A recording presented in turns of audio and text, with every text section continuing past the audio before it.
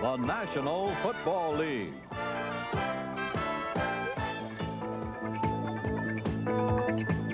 Today, the San Francisco 49ers against the Chicago Bears.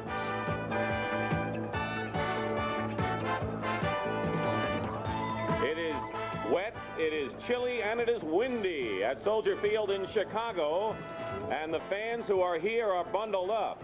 And the winds at 25 are gusting to more. It is rain, and I think the Chicago Bears probably like this weather because they've won 2 in a row in the rain. Good afternoon again, everyone. I'm Dick Stockton, along with my partner, Wayne Walker. The question for the 49ers, Wayne, how will they react and respond to last week's shocking loss? It's a logical question, Dick. A lot of times a last-second loss like that can take the heart out of a team. Bill Walsh said he observed his team in practice this week and really feels that they put it behind him. He feels the key today for the 49ers is to play intimidating defense. When they have done that, it has carried over to the offense, and they have dominated teams throughout the season. Well, the Bears have always had defense as their trademark, and this year they've been moving the ball, but they haven't been able to score that many points. How come? No, they really have. They've been their own worst enemy. They have had turnovers, and they've had them in crucial situations. Mike Ditka says they have hurt themselves more than the other teams have hurt them. Earlier in the season, this was a very unsettled Bear team. They were playing musical chairs with their quarterbacks. There was friction between the coach and the team, but that is all in the past, and right now the Bears are playing their best football of the year. Let's go to Dick Stockton now and get it underway.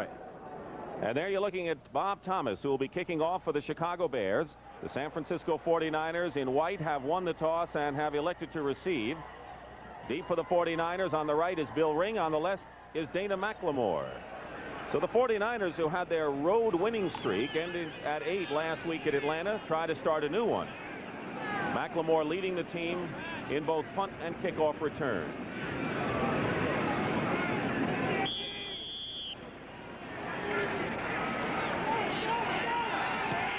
Thomas's kick will be end over end and short, and it's taken by McLemore inside the 10-yard line. And he's knocked out of bounds at the 27 where he fumbled it there. David Simmons makes the tackle. So let's set up now the 49ers offense for you. Joe Montana, the quarterback. Now the top-rated passer all time.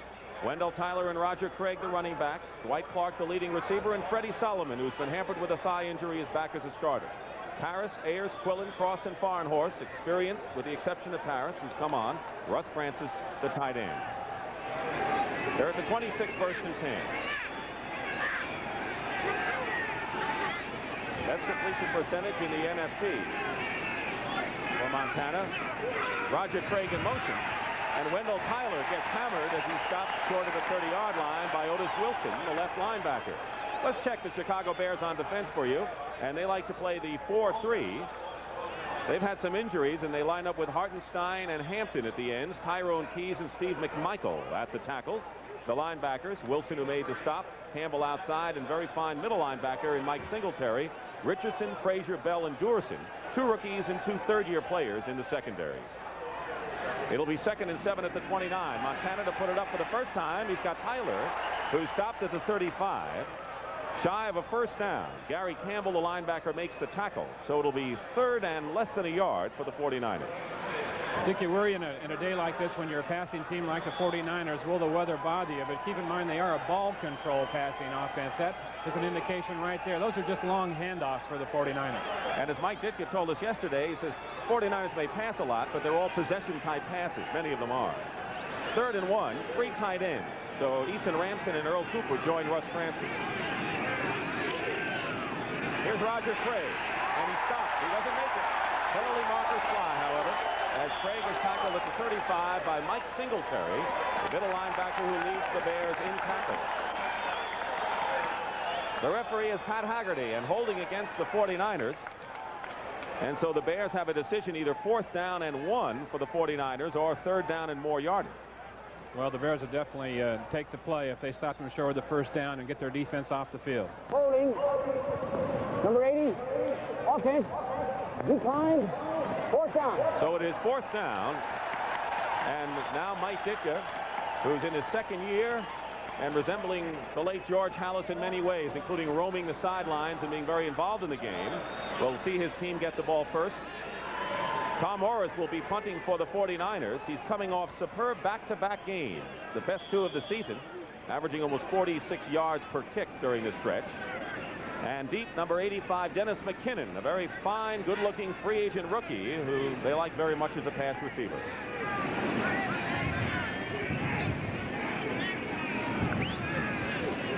Orris to punt at the 20. Almost blocked. And the kick is going to bounce at the 33-yard line and drop dead at the 36, where it's down there by Dana McLemore. So no return following the 30-yard punt by Tom Orris. So the Chicago Bears go on offense in the opening minutes. Jim McMahon, the NFC Rookie of the Year on offense, is the quarterback. The great Walter Payton and Matsui are the running backs. Willie Gault and Dennis McKinnon, the wide receivers. Emory Moorhead, the tight end. Rookie Jim Covert, the veteran Noah Jackson joined Jay Hilgenberg, Kurt Becker, and Andy Frederick up front.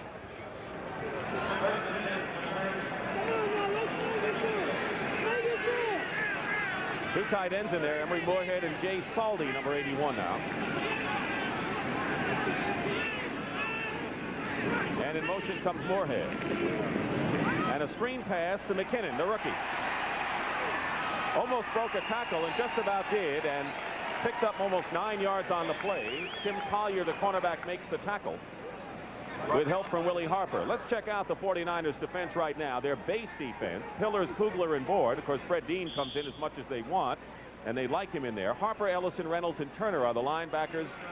And Tim Collier starting at cornerback, coming off the injury list. Ronnie Lott moving from left corner to strong safety. Eric Wright at right cornerback, Dwight Hicks the free safety. Lott playing strong safety for the first time in his career this afternoon. He didn't even play it in college, or the free safety in college.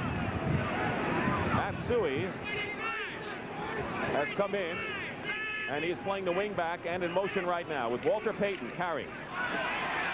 And Payton carries up to the 47-yard line. It'll be good enough for a first down for the Chicago Bears. So our first look at Walter Payton, who's had fluid on the knee, only practiced a little bit last week, a little more this week. And he went over 1,000 yards against Tampa Bay for the 7th time in his career, and only the great Jimmy Brown and Franco Harris achieved that. And he's going to be by that before his career is over. You can bet on it. Coming into the game, he needs 517 yards to pass Harris and over 1,000 for Jim Brown's mark. First and 10 at the 49 now.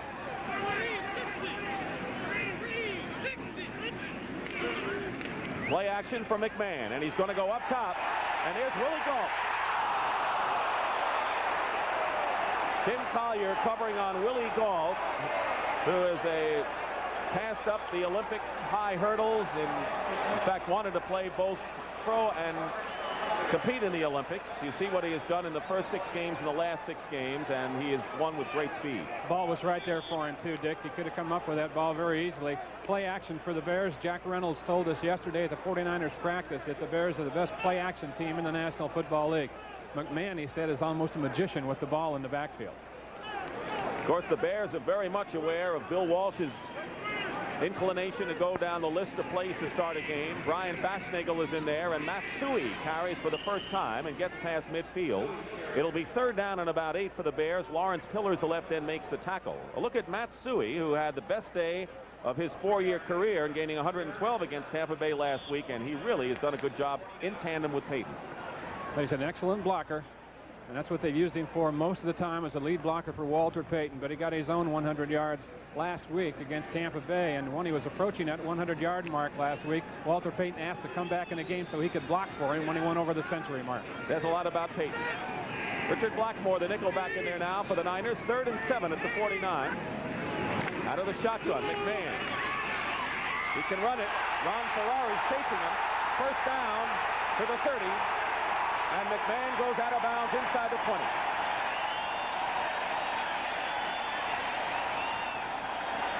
A 34-yard scamper by Jim McMahon, who adds that dimension to the Bears offense. Is there any question here why the 49ers call Jim McMahon a young Joe Montana? Nothing there. He pulls it down and then turns a bad play into a good one with great speed. Ron Ferrari, number 54, chasing him, has excellent speed.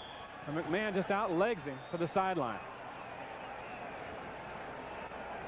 Fred Dean working against a rookie, Jim Covert, over there, 74. That could be critical for the Bears. Covert won that battle.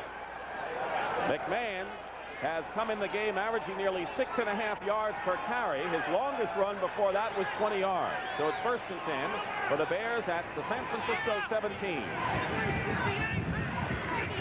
And Payton tests the middle of the line and gets to the 13-yard line where Keena Turner makes the tackle. Walter Payton, 29 years old. He's durable and strong. He bench presses nearly 400 pounds. He says he's better shape now than he was as a rookie, but not the best shape of his career.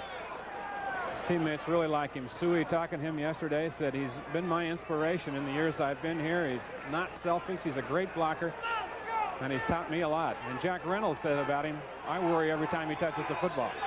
2nd down and 7 at the 14. Jay Saldi lines up on the left side. Suey in motion. Payton turns the corner, and Walter Payton is out of bounds at the 12-yard line. Once again, Keena Turner makes the tackle, so it's a homecoming of sorts for Keena Turner, the right outside linebacker for the San Francisco 49ers in his 4th year from Purdue. He attended high school here in Chicago. In fact, the same high school attended by the great Dick Butkus, famous linebacker of the Bears. People around here in Chicago are be very proud of Keena Turner, too, because he has developed into one of the fine outside linebackers in the National Football League. 2nd-team All-Pro last year, and Jack Reynolds says he has the ability to be All-Pro every year. A 3rd and 5 for the Bears at the 12.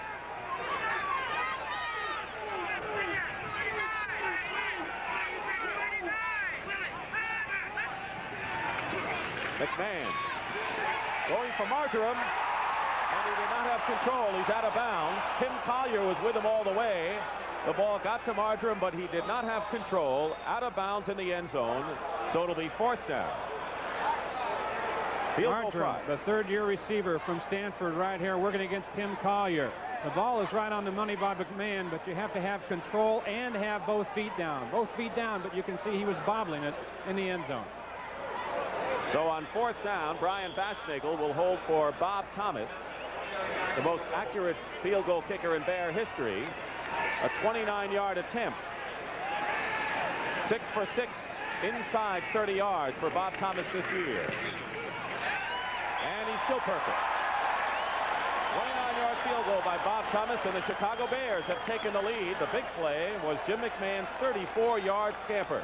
10 minutes remaining in the 1st quarter. We're back here at Soldier Field, Chicago. The Bears lead 3-0, and that was their drive after stopping the 49ers. And Bob Thomas, who is now 10 for 18 in the field goal department, will kick off for the Bears. Dana McLemore and Bill Ring are back as they were for the opening kickoff for San Francisco. McLemore is on the left. Similar kick to the opening kickoff, and McLemore at the 10. And Dana McLemore has wide open field and brings it out past the 40-yard line. A terrific return by McLemore. Dan Raines makes the tackle. So we have more fine NFL action coming up today on CBS. Most of you will see the Green Bay Packers against the Atlanta Falcons, who pulled out that miraculous game against the Niners last week. Green Bay, of course, battling in the NFC Central Division. Some of you will see the New York Giants against the Los Angeles Raiders, who right now have the best record in the AFC. 1st and 10 at the 40. That was the longest kickoff return all year for Dana McLemore. Play action on 1st down. And Dwight Clark, and it's intercepted. Intercepted by Mike Singletary and fumbled. The Bears recover. Campbell. Penalty flags are down.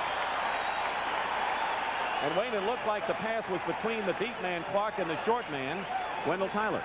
Going for Dwight Clark deep, and I think Montana just underthrew that ball. Clark had a step or two on the cornerback over there. We have an illegal forward pass after the completion. It was after the interception, an illegal forward pass by Mike Singletary. But the interception will count. It was after the play.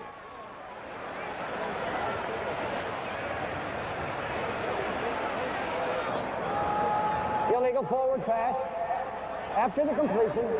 1st down. 10th interception of the year by Montana here. Play action. Wendell Tyler out of the backfield. He's covered by Singletary. Dwight Clark streaking down the sideline. The throw is deep. Did the wind have something to do with that? It may have, because it's blowing right into Joe Montana's face. Singletary makes a fine interception, and Gary Campbell's come up with the ball for the Bears, and they're in business. Well, you got to be hardy to come to Soldier Field today with the wind and the rain, although the wind seems to have died down just a slight bit, maybe down to 25 miles an hour. On the turnover, the Bears have it 1st and 10 on their 25. Walter Payton with Suey blocking. And Tina Turner and Dwight Hicks forcing on the play, and not much for Walter Payton. But one of the reasons why the Bears have not scored as much this year has been the turnovers versus the takeaway. It's not so important, Dick, you know, that plus and minus thing. The real important sequence in that graphic right there is where the turnarounds happen. If it's deep in your territory and you're going in to score, that's worth double value. And that's been the Bears' problem. Jim McMahon told us that a lot of those interceptions occurred after drop passes that would have been touchdowns. Those don't show up in the statistics. 2nd down and 12 at the 23. There was a loss, and on a draw play, here's Matsui wide open. Matsui the 1st down to the 45 and ridden out of bounds by Ronnie Lott and Tim Collier. And wide open right side of the line, and a 23-yard pickup by Matsui. And a wipeout job over on the right side by the tackle Andy Frederick and the guard Kurt Becker. Suey pops this outside. Last week against Tampa Bay, he had the longest run from scrimmage of his career, 39 yards, and this one's close to it. So the Bears so far have had the big gain on the ground. McMahon 34 yards on the drive, resulting in a field goal. Matsui on this 23-yard run. 1st and 10 at the 46. 8:44 to go in the 1st quarter. In motion, Dennis McKinnon. And pitch back from Suey to McMahon. And he'll have to go to Walter Payton. Walter Payton has a 1st down for the Bears into 49er territory at the 42-yard line. Tina Turner makes the stop. So a little razzle-dazzle from Mike Ditka, who is calling the plays in this game. That's a flea flicker right here, and they're sending Willie Galt deep on Tim Collier. Collier had it covered well. The flip back here now to McMahon. He looks downfield, wants Galt. He's covered. And you said he has to go to Walter Payton. Dick, not a bad guy to have to go to. Watch him go into his prance act right here. Payton and Suey are 1-2 in receiving for the Chicago Bears this year. And Payton can throw, he can catch, he can block, and of course we know he can run. 1st and 10 at the 42. Matsui inside the 40-yard line, a pickup of about 3 yards on the play. Chicago Bears, last time they made the playoffs was 1979. They're 5th in the NFL in offense. Jack Reynolds, the inside linebacker, along with Ricky Ellison. He's cut down by the guard. He gets back over and gets an arm on the tackle. Good job that time by Moorhead, the tight end of the Bears, who came down and trapped inside and actually ended up taking number 50 Ellison out of the play. Gain of 4, 2nd and 6 now. Bears at the San Francisco 38. Under 8 minutes to go in the 1st quarter. Fred Dean is in the ball game, number 74. McMahon gets rid of it in a hurry. And he's got Willie Galt complete. At the 35-yard line, Eric Wright makes the stop. It'll be 3rd and short yardage. Jim McMahon out of Brigham Young University, number 1 draft choice last year. Started the first 6 games this year, but was relieved in 4 of those games. Then was benched for a couple, and now, as Mike Ditka says, he's the quarterback of the future here. Yeah, he's got a lot of confidence in himself. He said that they come from a passing game in BYU. He'd seen a lot of defenses, so he didn't have any trouble reading coverages. He said it was the athletes that were playing the coverages up here in the National Football League that bothered him the most, because they were so much better than the college people he played against. And you can tell by the graphic, he forced the ball a lot early this year, and now he's going to call a timeout. He didn't like what he saw, so on 3rd and 2 at the 35 and 7:07 remaining in the 1st quarter here in Chicago, the Bears have called a timeout. They lead it 3-0. 7:07 remaining in the 1st quarter. Bears lead 3-0 and now face a 3rd and 2 on the 49er 35-yard line.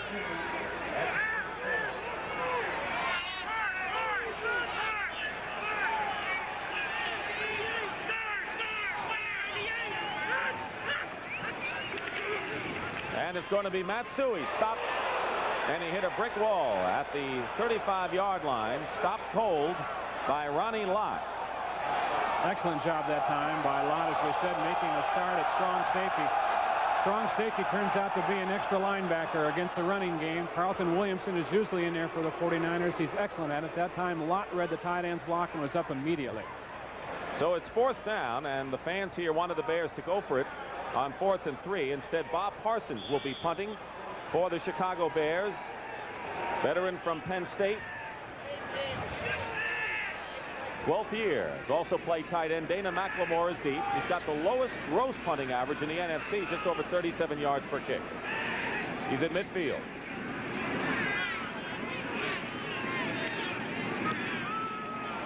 And going for the sidelines. Penalty marker, no penalty marker. Is down, and the ball is into the end zone for a touchback, and the Bears just missed downing that ball at the 1 or 2. So we'll take a timeout. 6:07 remaining in the first quarter and a rainy day in Chicago. We're back at Soldier Field in Chicago. Mike Ditka watching from the sidelines, who is an outstanding tight end. 1st and 10 for the 49ers at the 20, and an audible being called by Joe Montana. Roger Craig off the right side, gets nothing. Stopped at the 20-yard line by Dan Hampton, number 99. Because of injuries, the Bears have only one man starting all year, and that was Mike Hartenstein, the left end. Hampton has been to the Pro Bowl in 2 different positions. He returned from arthroscopic knee surgery last week in the right end spot. He was only out 23 days. 23 days after surgery. He came back and played every snap last week against Tampa Bay. Former number 1 draft pick. 2nd down and 10 at the 20. 5.5 minutes to play in the first quarter. Russ Francis in motion for San Francisco. Play action. And Mike Wilson down the sidelines. Run out of bounds. Shy of a first down by a couple of yards. Todd Bell making the stop. So Montana hitting Mike Wilson, who's gotten better and better and seeing more playing time. And he's really had 4 productive games in a row. He did. We asked him how he's going to feel about not starting this one with Freddie Solomon back, and he said, that's okay with me. He said they have 8 or 9 plays in there for me, and that must have been one of them. He's having his best year in his 3rd season, formerly with the Cowboys, number 85. And it's 3rd and 2 at the 28 for the 49ers. 3-0, the Bears lead. Montana has opening. He's going to run for the first down. And out of bounds at the 34-yard line, chased by Mike Richardson. So like McMahon, we have a quarterback who's resourceful and can run in Joe Montana. It's so important when you're playing against the 49ers to get your defensive ends upfield and keep him outside and keep him contained in the pocket. That time Mark Hartenstein over on the right-hand side lost his containment. He was down inside. You see that. Montana spotted it, rolled out that way, and tucked it under and got the first down. That is the first down of the ball game for the 49ers. It comes with 5:15 remaining in the first quarter. Jim Osborne is now the left tackle, number 68. And on a play-action pass, receivers are covered. And Montana goes to Wendell Tyler, who drops the ball. They'll call it an incompleted pass. Todd Bell, who is right behind Singletary and tackles on the Chicago Bears out of Ohio State, made a vicious hit on Wendell Tyler. Once again, watch the containment breakdown over on the right side here. Montana with nothing down the middle, gets over here, gets a second look. Watch the hit by the strong safety Bell. Number 25, it brings Tyler off the ball. The kind of hit that you remember when you go into the secondary again. Todd Bell lives up to the reputation of a lot of those Ohio State players, linebackers, and defensive backs. 2nd and 10 at the 34. Jeff Moore is in now at running back. Play action, Montana. Chase back to the 20 and throws an incompleted pass intended for Roger Craig. And terrific pressure and pursuit by the Bears. That time Hartenstein stayed outside. Montana wanted to go right again and had to duck up the middle. Looked like he was in trouble. He's just so nimble. He got away and made some kind of play. I've avoided a loss. Here's Otis Wilson, who's the left side linebacker and the big play performer for the Chicago Bears. Comes out of the ball game. It'll be 3rd down and 10. Brian Baschnagel knows where to stand on the Bears sideline. Walt Williams and Terry Schmidt are in. This is the 46th defense the Bears have. 6 defensive backs. 3rd down and 10. Mike Wilson turning for the first down and has it at the 46-yard line. Mike Singletary makes the play. So once again, Mike Wilson, dependable receiver, on 3rd and 10, gives the 49ers a first down near midfield. Well, he's very good at those patterns run under the linebacker because he has the size to do that. In fact, the pass that Ronaldo Nehemiah caught last week where he took that big hit was a play that was really designed for Mike Wilson. He's got the strength and the size to run those short patterns underneath. He caught 2 passes already in this game, 4 against Atlanta, the best of any wide receiver against the Falcons. 1st and 10 at the 45. Solomon is back in, number 88. Roger Craig. And Craig stops short of midfield, but picks up nearly 4 yards. Mike Singletary on the tackle right now for an NFL Today report. Let's go to Brent Musburger in New York. Dick, the Saints with 4th and inches gamble against Minnesota here, and it turns out all right for them. It is Wayne Wilson up over the top for the touchdown, and the Saints, who are trying to break that losing streak, lead by 4. Back to Dick. All right, Brent, thank you. And, of course, the Saints had a chance to move into a 3-way tie for first in the NFC West, but they lost to the Jets on Monday, and they're very much in the battle. 2nd down and 5 at midfield for San Francisco with 4:09 remaining in the first quarter. Solomon is in motion. Montana goes to Tyler. First down at the San Francisco or the Bears 41. Gary Campbell makes the tackle. So Wendell Tyler, who's the 3rd leading receiver, makes a fine catch for San Francisco. Montana originally wanted to go to Dwight Clark over the middle on this one, but number 50 Singletary, watch him. He'll stop Clark right in the middle. There's the hit. Montana makes the adjustment and goes to a wide open Wendell Tyler. Nearly 3.5 minutes remaining in the first quarter as Jeff Moore, number 25, replaces Tyler. 1st and 10 at the 41 of the Bears. Passing play, and Montana going deep for Freddie Solomon. And it's broken up. Dave Duerson, the free safety, and Todd Bell, the strong safety, were both there to break up the big play attempt to Freddie Solomon. 49ers really don't go downfield that much unless they go to this man, number 88. He's their quickest, working against Frazier, the cornerback, and Duerson, number 22, came over, almost came up with the interception, playing an excellent center field. Chicago Bears, as we said, with 2 rookies, Duerson and Mike Richardson, and 2 third-year players in Bell and Leslie Frazier. Gary Fensick, their veteran free safety, of course, has been out with a groin injury. Duerson, the rookie from Notre Dame, was a 4-year starter for the Irish. So it's 2nd and 10 now at the 40. Ronaldo Nehemiah is in the game, number 83. Wilson in motion. Montana going to a wide open Mike Wilson. And Wilson is hit at the 33-yard line by Mike Richardson. It'll be 3rd and short now for the 49ers. And whatever pattern that was, Mike Wilson was wide open on the right side. Well, it's just a matter of the 49ers showing so many different formations and getting people where they want them uncovered. Mike Ditka said when he charted the Niners, they came up with 140 formations.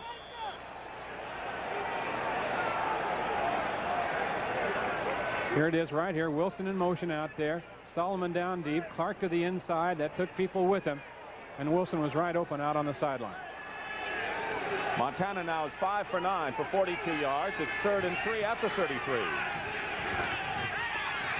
Montana up to Roger Craig. First down. And Singletary throws him out of bounds at the 25-yard line. And so the 49ers, going a lot to the right side of the field on swing passes, particularly have a 1st and 10 at the Bear 25. They trailed the Chicagoans 3-0. 2:28 to go in the first quarter. And that's really asking a lot out of a middle linebacker. Singletary that time had to stay in there and react to the play action and then still cover the back out in the flat. It's almost an impossible job. Bill Walsh in his first return to Soldier Field since 1972. It's been a long time since he's been here. 1st and 10 out to 25. Wilson in motion. Montana almost slipped. Completes the pass on the 15 to Roger Craig. And it'll be close to a first down. It all depends on forward motion. Craig may be very close to a first down. If not, it'll be 3rd and inches. Todd Bell makes the tackle on Craig, the rookie.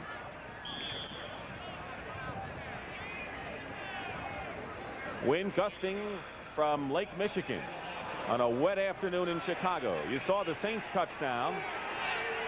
Washington leading Philadelphia. No score in Tampa Bay. 2nd down and 1. Wendell Tyler, first down inside the 15. Mike Singletary again makes the tackle. Wendell Tyler leading rushing, averaging over 5 yards a carry and 3 touchdowns. And of course, he was acquired from the Los Angeles Rams in a deal because the one thing the 49ers lacked, even in their title year 2 years ago, was the real running back threat. And it's why you see him using so much play action passing today. You know that the Bears have to respect Wendell Tyler's running. Montana has used the play action almost exclusively here this afternoon. First down and 10 after 13. 1:10 to go in the first quarter. Dwight Clark. Pressure on Montana, and Jim Osborne chases him out of bounds after Steve McMichael put some pressure on Joe Montana. Gets the ball into the 7-yard line. It'll be 2nd and 9. And now they mark it back at the 12-yard line. So actually it was a gain of only a yard. Call it 2nd and 9 at the 12. No score, second quarter. In New England, New York Jets. Cleveland over Baltimore 14-3. Browns chasing the Steelers now, who have lost 2 in a row. 2nd and 9 at the 12.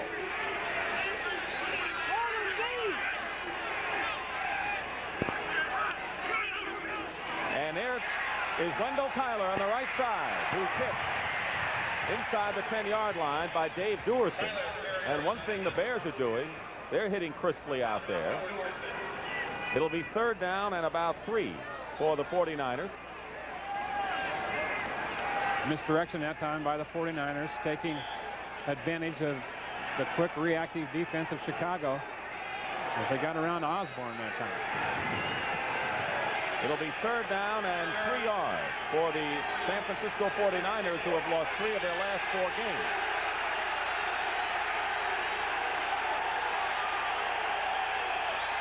They've been successful on 3rd down conversions. Montana being chased.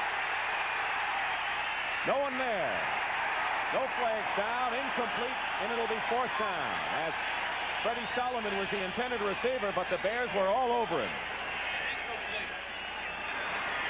Excellent coverage this time by the Bears secondary. A good drop by number 55, Otis Wilson back there.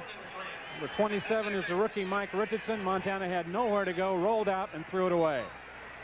And on 4th down and 4, Ray Wersching, who has hit his last 16 on artificial turf, will try to tie the score.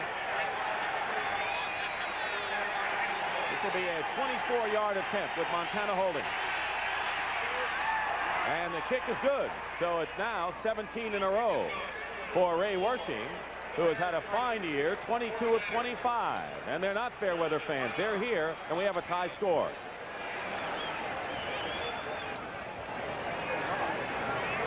And a good drive by the 49ers. They got the 3 they needed to tie the score in over 6 minutes. Anytime you have that kind of a drive, you're in good shape. But once they got in that red zone inside the 20, the Bears defense stiffened up. And that's been characteristic of him for a long time around here. Ray Wersching will kick off. Anthony Hutchison and Willie Gault are back. Brian Batchnagel is also there, but Gault is in the middle. 5 seconds remain in the first quarter. There is Willie Gault, a speedster from Tennessee, one of the 2 first-round draft picks that the Bears used this year, as the wind is blowing the ball off of the tee, and Lake Michigan looks like the North Sea a little bit right now.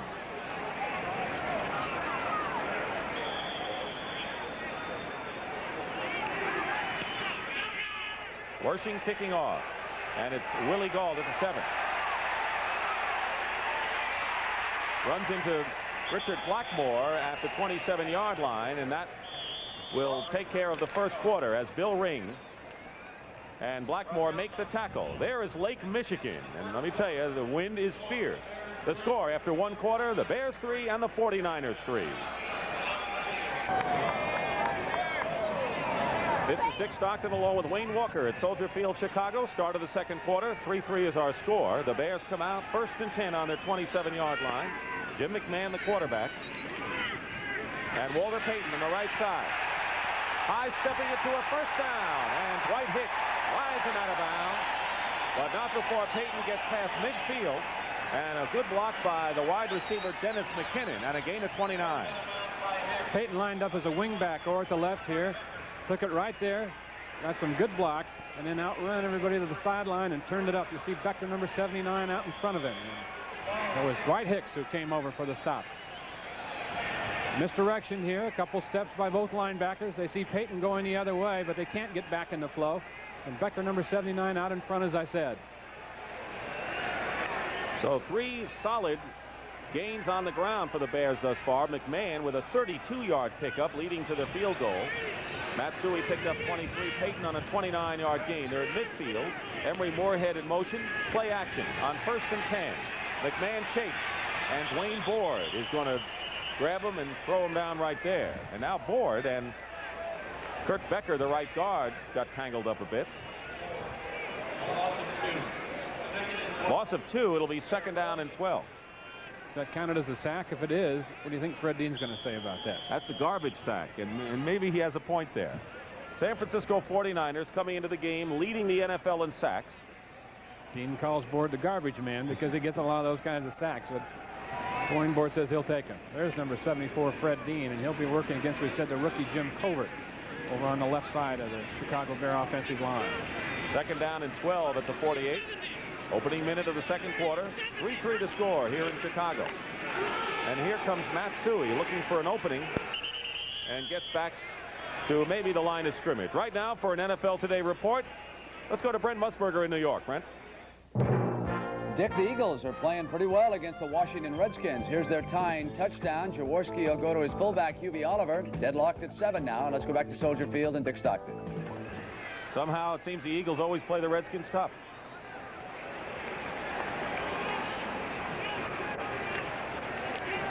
Third down and 11 at the 49-yard line.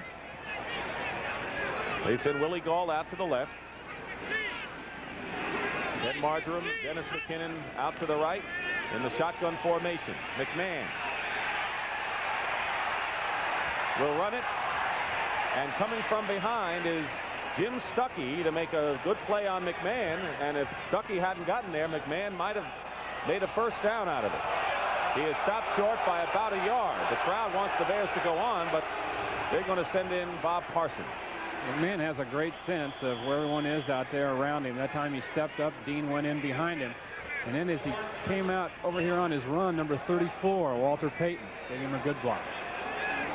So Bob Parsons is punting, and there is Jim McMahon, a gutsy, confident quarterback who's happy that that quarterback problem has been resolved. And now Parsons will punt from the 45-yard line. Dana McLemore is standing at the 10, and it's a fake. The short man, Brian Baschnagel, I think, has a first down inside the 40, and they do.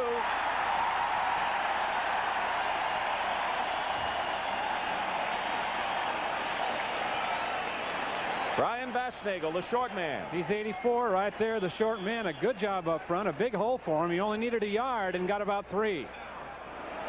One of the great names in football, I think. I always thought that way, even when he was playing at Ohio State. Brian Baschnagel. There's some names that just have a ring to it, and Baschnagel is one. You had played with one of the guys of the Detroit Lions, right? And a defensive lineman? Well, I thought had the best name on the Lions was Yale Larry. Yale Larry. I thought that was a good football. Darius McCord wasn't bad either. That was your favorite. So it's 1st and 10 at the 39. McMahon to throw. Willie Harper rushing on the play, and Walter Payton at the 35. Payton has a first down. 25-yard line. Jack Reynolds makes the tackle.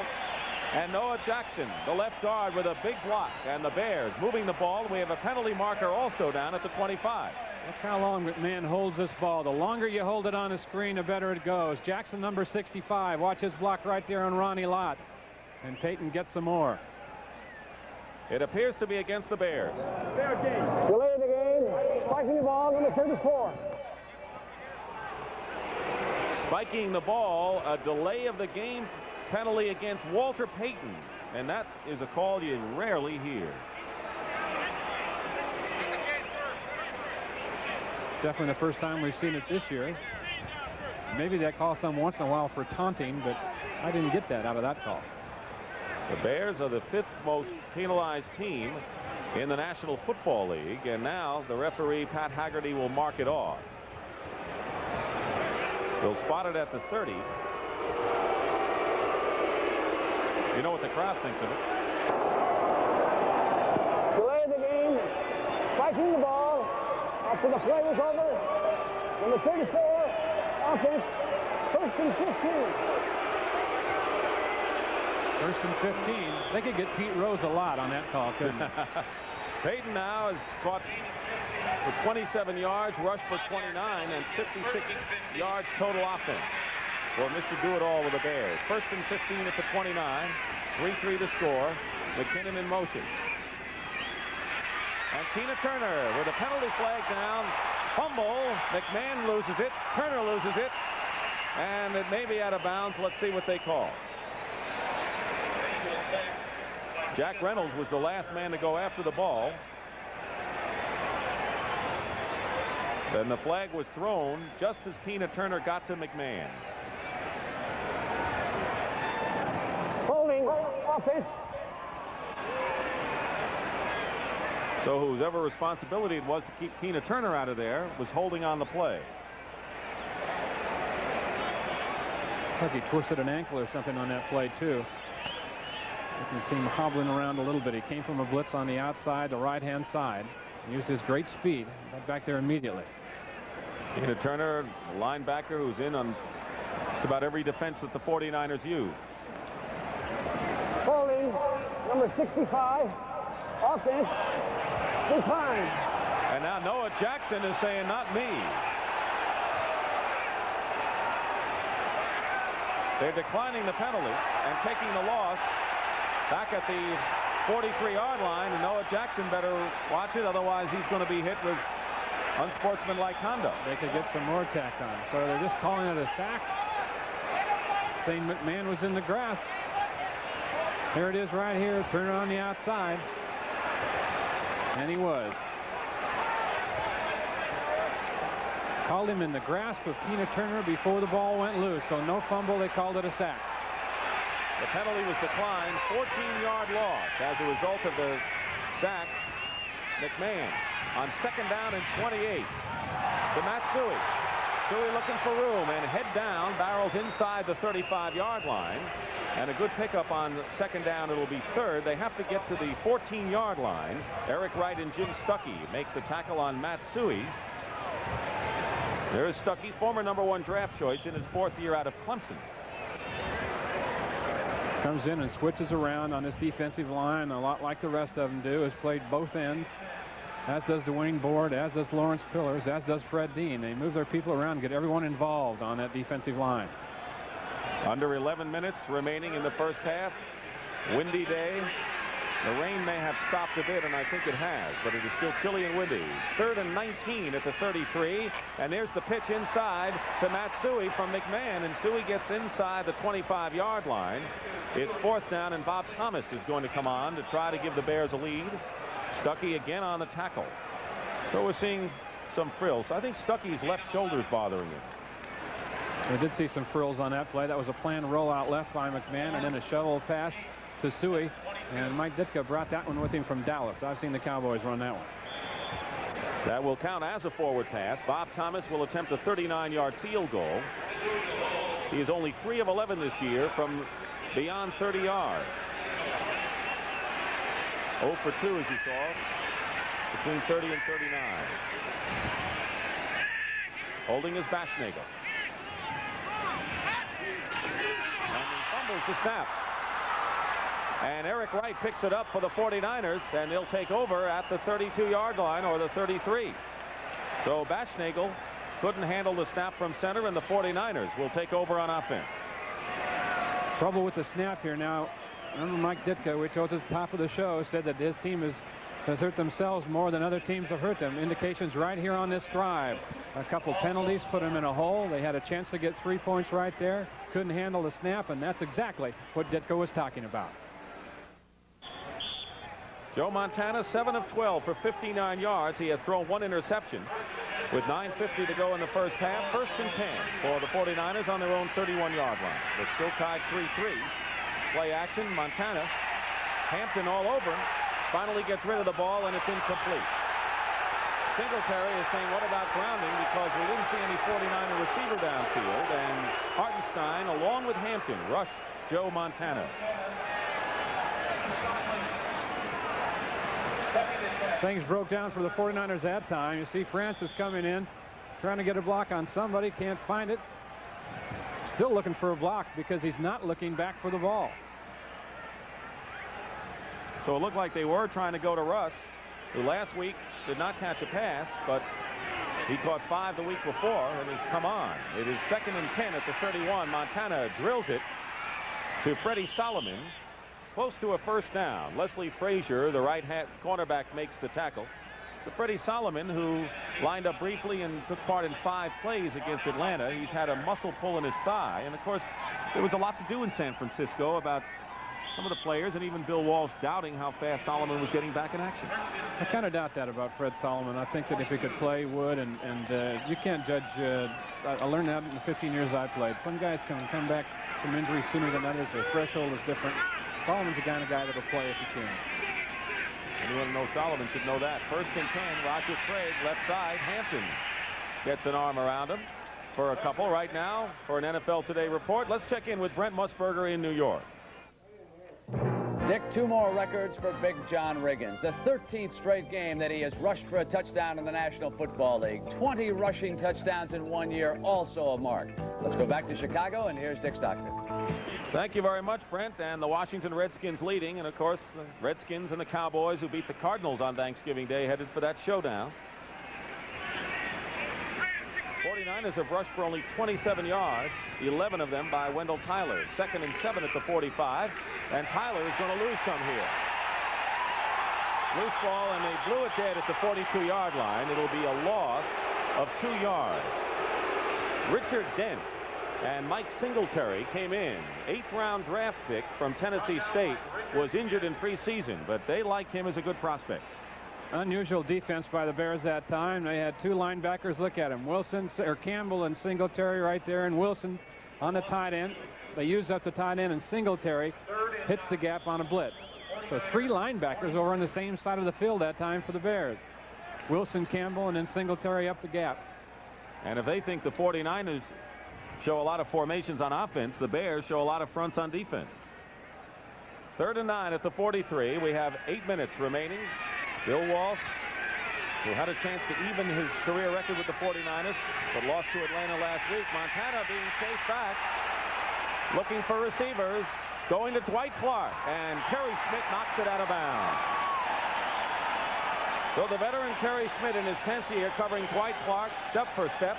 But I'll tell you one thing, Joe Montana is being chased from the pocket by the Bears so far in this game. Bears are getting excellent pressure. Number 44, Terry Schmidt, a long-time starter here in his 10th year in the league.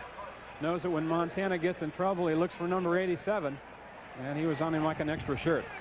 So Tom Orris is in to punt. He'll be kicking from about the 30-yard line. Dennis McKinnon is back there by himself at the 20. McKinnon, leading punt returner, averages nearly 9 yards a return. And here's a fake, and Tom Orris is going to run for it. Orris to midfield, needs 2 yards. He has the first down, and out of bounds at the 42. A first down. Tom Orris, who, don't forget, was a quarterback in high school and ran at Ohio State a lot. A good athlete, an all-state quarterback. He needed 8 big yards here. I don't know whether Bill Walsh called that or Orris took off on his own, but he made a good run. A long jumper in high school also, so he's got speed. And picked it up. 2 trick plays we've seen on punt formation. Well, earlier this year against Minnesota, he took a punt on a bounce and ran for a first down. This is the second time he's done it. So 1st and 10 on a big gainer. by the 49ers. They're at the 41-yard line. And Wendell Tyler picks up 7 yards. 16-yard pickup by Orris on the fake. And the 49ers now are at the 33-yard line of the Chicago Bears. Singletary and Otis Wilson stopped Tyler on that play. 7:15 showing on the clock. We're in the second quarter. 3-3 to score. Bob Thomas with a 29-yard field goal. And then Ray Wersching with a 24-yarder to tie the score. Both in the first quarter. Second down and 2 at the 34 now. Tyler hit and hit hard. Mike Singletary was right there. Close to a first down, and he might have been shy. Right now, let's find out what Brent Musburger has to report from New York. Brent? Dick, Minnesota has regained the lead on New Orleans, and watch Steve Dills. He'll drill one to Tony Galbraith here. Bang, touchdown. New Orleans, the former Saint, has got it, and now Minnesota leads at 10-7. Let's go back to Dick. All right, Brent, they go back and forth at the Superdome. Right here, it's been 3-3, and a third down and 2 at the 33 for the 49ers. 3 tight ends in there. Play action. Montana is sacked. And it was the rookie, Richard Dent, who got Montana way back at the 42-yard line and not only knocked him down for a loss, but out of field goal range. Got in there immediately, too, on an inside rush. Came in almost untouched. He was the school sack leader at Tennessee State, and he gets one here this afternoon. First sack of the game by the Bears, but they've had countless hurries on Joe Montana all day. So on fourth down, Tom Orris, who faked and ran 16 yards for the first down last time, will kick from the 45. Dennis McKinnon is back for the Bears. 3-3 to score. There was McKinnon. It's a low kick. Takes the bounce, McKinnon on the 9. And Dana McLemore just pulled him in right there. So the Bears not in good field position, but they have the ball with 5:45 remaining in the first half. We are still tied. The Chicago Bears have doubled the 49ers in rushing, 102 to 50. Peyton has 29 of the 102. First and 10 at the 10-yard line. So McMahon has his toughest task so far in this ball game. Play action. He's got some time. He needs receivers. And finally, he tries for one, and I believe it's complete. Let's see. It is complete at the 31-yard line to the tight end, Emory Moorhead. Good catch by Moorhead.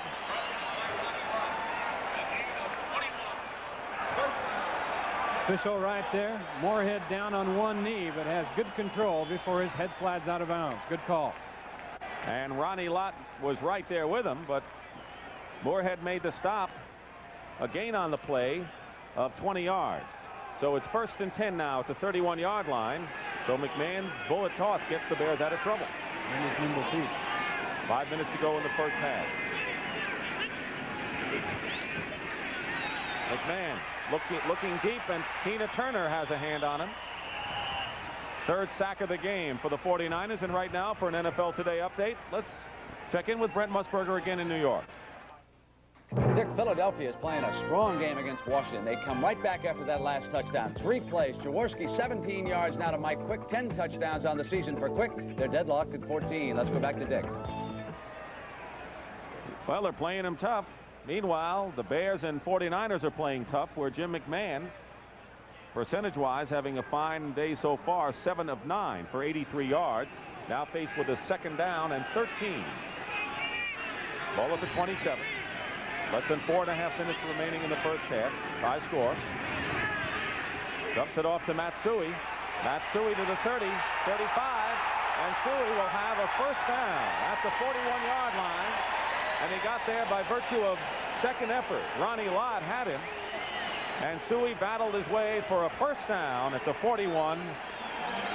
Gain on the play of 13. And you have Walter Payton in the backfield with you. The defenses respect him. Watch Payton go out to the left here. Suey sets up for a count or two. You know the linebackers are looking at 34. He slips out. This is a planned screen. You see the blocks right there. 79 was Becker. And like Suey told us yesterday, I want to get the yards I deserve, be consistent, make no mistakes. And he's got good speed. He broke out of there on a run. Plays like typical Penn State performer. Fullbacks, linebackers, all alike. They're aggressive. First and 10 at the 41 now. McMahon. Tim Collier got a hand on it. It was intended for Dennis McKinnon, the wide receiver. And if that had gotten through some way, he would have been off. Check the scores now of the games in progress right now around the league. The Jets over New England. Second quarter. Minnesota, as you saw in the seesaw game, leading New Orleans now. Tampa Bay 12-0 over Houston. Cleveland over Baltimore 21-10 in the second quarter. High score in Washington, where the Eagles are playing the Redskins tough. Second down and 10 at the 41. That's McKinnon in motion. And Matsui hit by Pete Kugler, the nose tackle, who's having an outstanding year for the San Francisco 49ers. 3-12 and running. Second quarter, Thomas and Wershing have hit on field goals, and Thomas's second attempt to try to put the Bears in front never came about when there was a mishandling on the snap. The Saints have tied up the Vikings now 10-10 at the Superdome. Third down and 7 at the 44 for the Bears.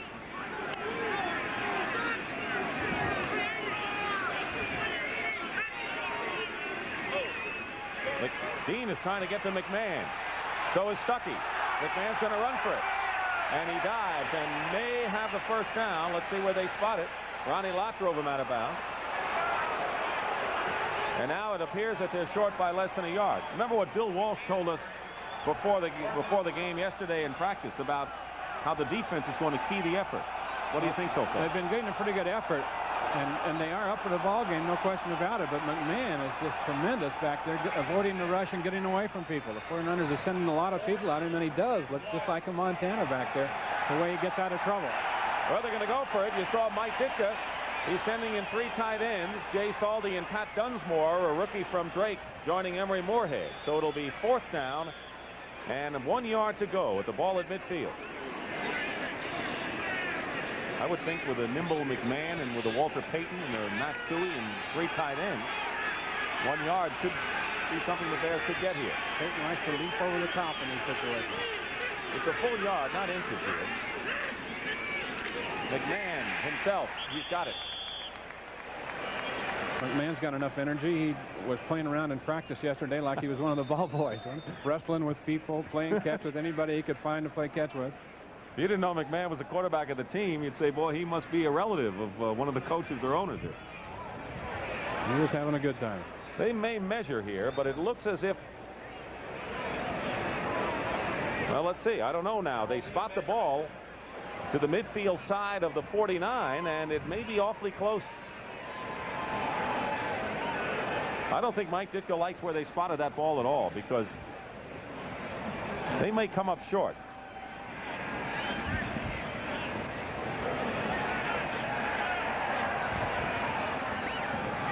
Boy, this is an inch either way or less.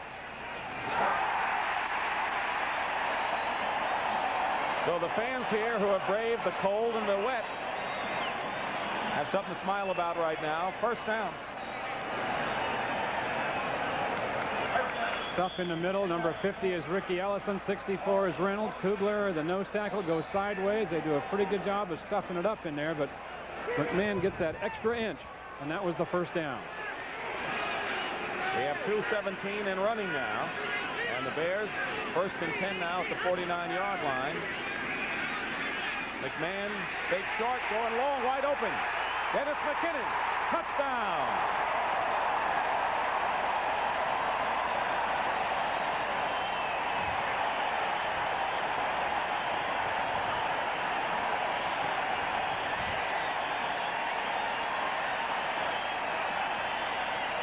Third touchdown reception by Dennis McKinnon, a free agent rookie from Florida State who did not even start on the Seminoles last year.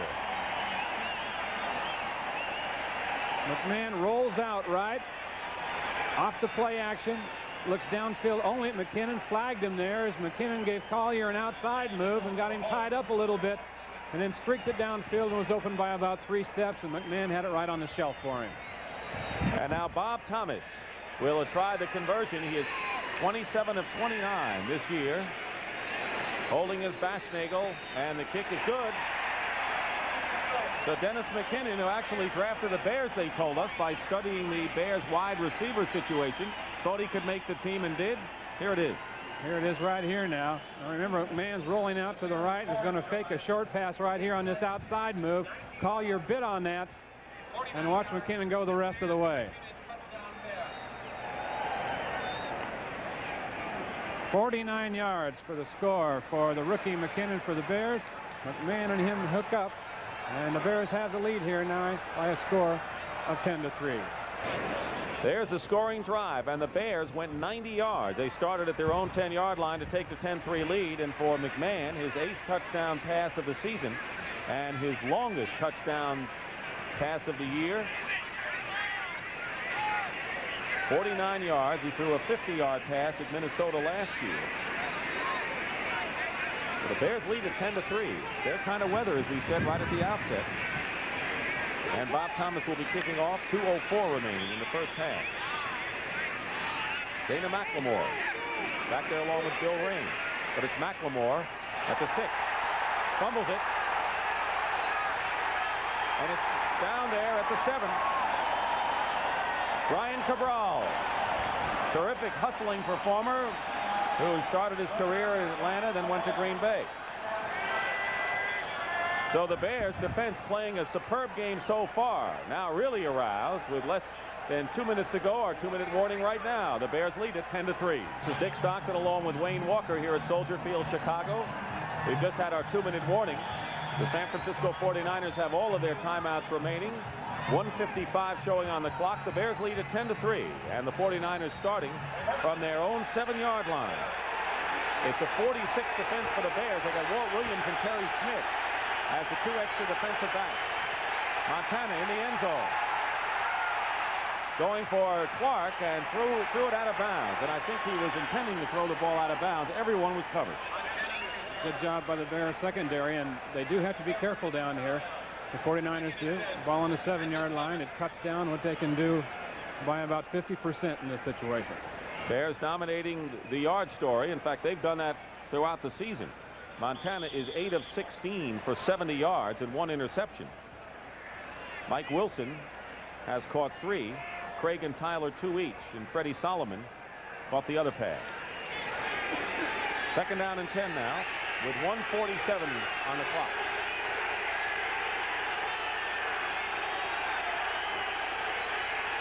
Montana under pressure, and his pass is caught at the 20-yard line by Nehemiah. We didn't expect to see much of Ronaldo Nehemiah in the game. He suffered that very severe concussion last week. Didn't really remember the hit at all, and didn't think we'd see him. Well, it's probably good that he didn't remember the hit. Won't have any bad memories to erase from his mind. 1st and 10 at the 20 with 1:20 showing. Swing pass. And the swing pass to Mike Wilson. Out of bounds, stops the clock at the 30 with 1:15 on the clock. Mike Richardson defending. And if you want to see one of the best quarterbacks in the league in gaining yards in a hurry, stopping the clock, using the clock well, and getting into scoring position, you're looking at him. Number 16 can do it. They have, as Dick said, their timeout still on the board when this drive started. And plenty of time for them now with 1 minute and 15 seconds left.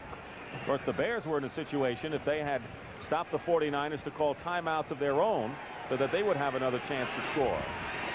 But the 49ers trying to move now, trailing 10-3. They're at the 31. Montana hit from behind and fumbled. And now they're ruling that he is down at the 22-yard line. Dent picked it up, but Montana was hit and down from behind by Otis Wilson. It was a 3-man rush that time with 1 linebacker blitzing. That made it 4. Wilson was the blitzing linebacker. You see him 55 right of the screen. He was picked up initially, but number 73, Mark Hartenstein, over here to the left, will make Montana belly back right into the arms of Otis Wilson, number 55. A good hustle on both players, Hartenstein and Wilson.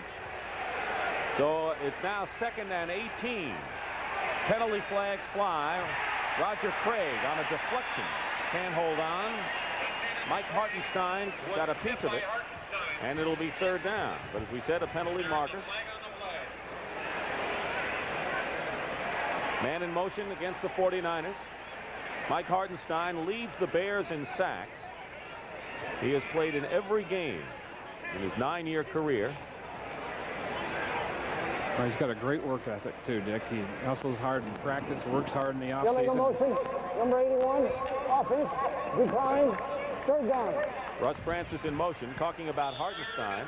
He scored a touchdown last week. McMichael forced a fumble and he ran 10 yards with it. Hartenstein said he'd rather had the sack than the touchdown. Another Penn Stater. Third down and 18 at the 23 with under a minute remaining, 52 seconds in the first half. There's Mike Wilson in motion. Montana going up on top for Mike Wilson. And Wilson makes the catch. No, they say he's out of bounds. Yes! The official signaled no and then signaled first down at the 39. One of the strangest moves I've seen. Walt Williams was right there with him. A 38-yard gain. Did you see what I saw? I did. He came up and was waving it off and then marked it on the sideline. Let's see. Great throw here by Montana, though, and Wilson makes a good adjustment on the sideline. Keep in mind where his feet are. He's got the ball. Whoa. Looked like that first foot, half of it was out of bounds, my friends. The first call was the right call. He waved it off, and then he signaled first down. 46 seconds on the clock at the 39-yard line. And the 49ers still have 3 timeouts to go. Here's Wendell Tyler. He's got it. And ridden out of bounds inside the 15 by Leslie Frazier. So 2 long passes, one to Wilson and the other to Tyler. That was 26 yards. The one before was 38.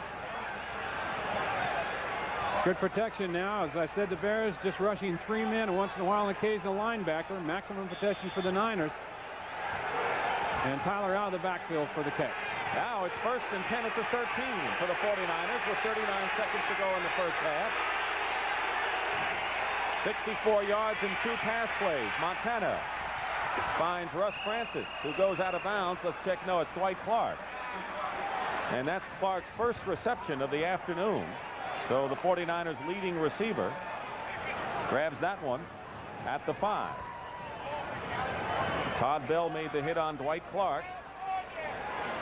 I'm sure it was one of those option patterns that time for Dwight Clark where he has his option to run a post pattern or a corner or pull up and run a turn depending on what the defense does, and Montana read him and got the ball to him. Second down and 1 at the 4 with 33 seconds to play in the first half. Solomon in motion. Montana looking to Francis and throws it over his head. Covering was Mike Richardson on the play. It'll be third down and 1. Richard Dent put the rush on Joe Montana. Watch the job the Bears defense did on Clark here. A bump short. He gets down to the end zone and runs along that baseline, but he's well covered by 44 Terry Schmidt back there. And now the 49ers bring on Eason Ramson and Earl Cooper. They have 3 tight ends in there now at third and 1. And with 27 seconds to go and 3 timeouts, they have several options there. And I think they're looking just to get the first down perhaps and go from there. Play action. No, Montana's going to try for it. He sees open spaces. Montana head down is stopped at the 1 and calls a timeout. The 49ers get the first down, and Mike Richardson and Otis Wilson saved the touchdown on that play. Good hustle that time by the linebacker Wilson, number 55. So we'll call a timeout now. The 49ers have 2 remaining. 19 seconds on the clock. It'll be first and goal at the 2 when we come back. In a hurry, the San Francisco 49ers have gone from their own 7-yard line to first and goal at the Bear 2. 19 seconds remain in the first half. 10-3, the Bears lead. Wendell Tyler. No signal yet. And a fumble, and the Bears may have recovered. Let's wait and see. It is Chicago ball. The Bears recover a fumble at the 1, and Steve McMichael came up with the ball. Otis Wilson might have provided the hit. McMichael out of the University of Texas. Otis Wilson and Singletary is 50. Wilson 55 coming in right there, jarred the ball loose from Wendell Tyler on the way down, and the defensive tackle McMichael came up with it, and it's a saver for the Bears. So the 49ers apparently were heading in for a touchdown that perhaps would have tied the game. Instead, there is a fumble. Now the officials are conferring. The 49er offense, Montana is still out there, and the Bears offense unit partially there. It's Chicago ball. Make no mistake now. Second turnover by the 49ers. Montana threw an interception, and now Tyler fumbles in the worst possible place.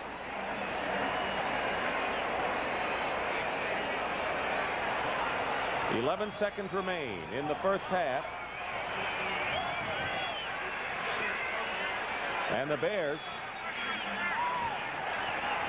getting out of danger. And the Bears getting out of danger. And they can credit their aggressive, hard-hitting defense. That's marked their play throughout. Bill Walsh has to feel the frustration. Jim Osborne has been helped off the field. He was shaken up. Bears defensive left tackle. The ball at the 1 now. Make it the 2. McMahon not trying anything fancy. And they're going to let the clock run down. Well, the Hardy fans who have come out to Soldier Field in Chicago have seen the Bears take a 10-3 lead and then hold on by recovering a fumble on their own 1-yard line. We're at halftime. There is Jim McMahon, the Chicago Bears quarterback, who has completed 9 of 12 for 145 yards and 1 touchdown. That a 49-yard play to rookie Dennis McKinnon, and that's been the difference. The only scoring in the second quarter, and the Bears, who are looking for their 3rd straight victory and come into the game trailing 2 games by 2 games in the NFC Central Division, know that they have a shot at winning the division title. 49ers also tied for the lead in the NFC West. These are the first half statistics, and they favor Chicago. You see the difference in rushing. 114 yards. McMahon has 51 yards of those. He is the Bears' leading rusher.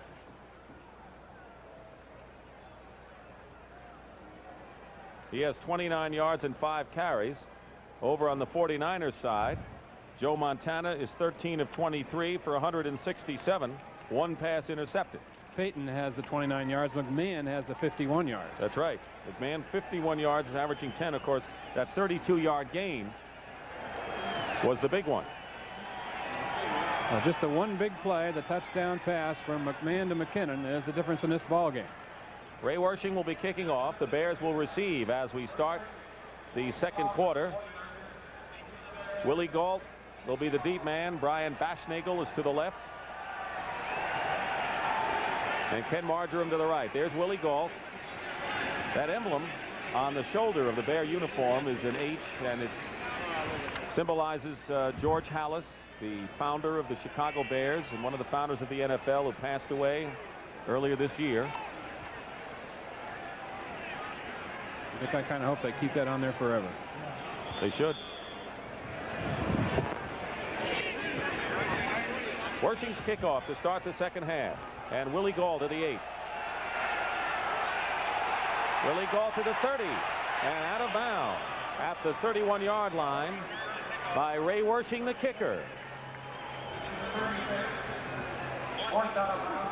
Well, coming up next Saturday, the NCAA Today starts at 12 Eastern, and then it is Florida State against Florida. Both teams, of course, will be going to postseason bowl games. Florida 7-2-1 will be in the Gator Bowl. Florida State will be heading for the Peach Bowl. And next Saturday, NCAA basketball, Indiana versus Kentucky. Kentucky beat Louisville last night.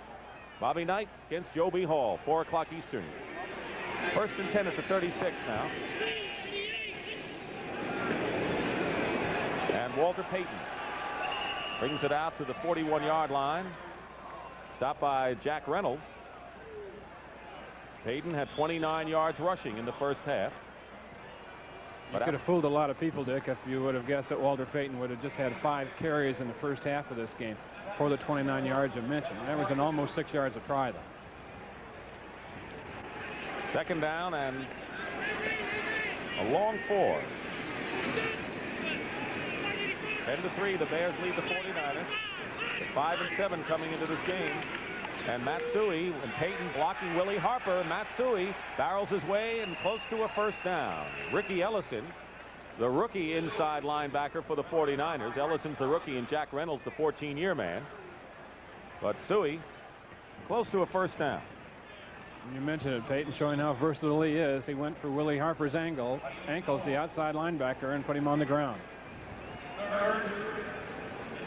It'll be 3rd and about a yard now for the Bears. And they're bringing in Saldi and Pat Dunsmore, 3 tight end alignment for Chicago. There is Jay Saldi, the former Dallas Cowboy, who was going to be starting, and then he hurt his back. Back in the thigh injury, and has had problems breaking in there. McMahon on the quarterback sneak. See where they spot the ball. Kugler and Reynolds on the play.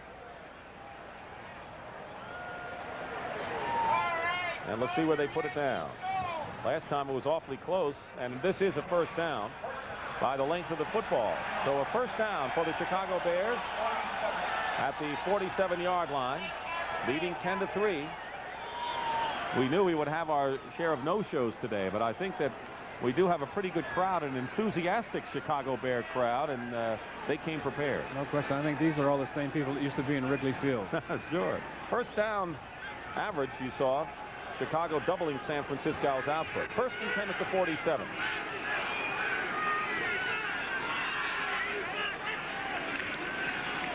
And here's Walter Payton to the 49. Gain of 2. Jack Reynolds makes the tackle. Talk to Hacksaw Reynolds, who still loves the game of football. He wouldn't be in it, of course, if he didn't like it. Last time he had faced Walter Payton, Reynolds was playing for the Los Angeles Rams, and Payton didn't really do all that well, but he got the winning touchdown late in the game. And he said about this Bear team, this is the most complete Bear team offensively that he's seen in his 14 years in the league. Walter Payton has scored 2 touchdowns last week against Tampa Bay. 2nd down and 7 at midfield. And on the draw play, Matt Suhey breaks a couple of tackles and takes it into 49er territory at the 47-yard line. It'll be 3rd and about 3 now, and the tackle is made by Ricky Ellison and Tina Turner. Not much there for Suhey originally. Broke a couple of tackles and picked it up. Over 100 yards last week for the first time in his career, and Walter Payton gave him $100. Had to give him $100. He bet him one time that if he ever got over 100 and outgained him, he'd give him $100. So Suhey did okay. I think they had to go to the judge, Bob Thomas, who's an attorney, to really settle it. Wasn't that easy. 3rd down and 4 out of the shotgun. And McMahon with a deep drop and was trying to signal Dennis McKinnon to go deep. And it was overthrown McKinnon, who was covered by Ronnie Lott on the play. So it'll be 4th down. And Bob Parsons will come in, presumably to punt for the Chicago Bears. It is a lot windier now and rainier. We didn't start with a real pleasant day today. And we're having a real hard downpour right now. And there you can see what the wind is doing with the goalpost at one end. Dana McLemore is back. Bob Parsons with his 2nd punt.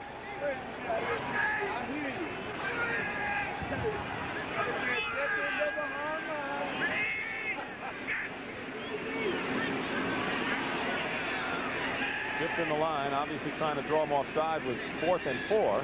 Doesn't work. So Parsons will kick it away and kicks it straight up in the air practically.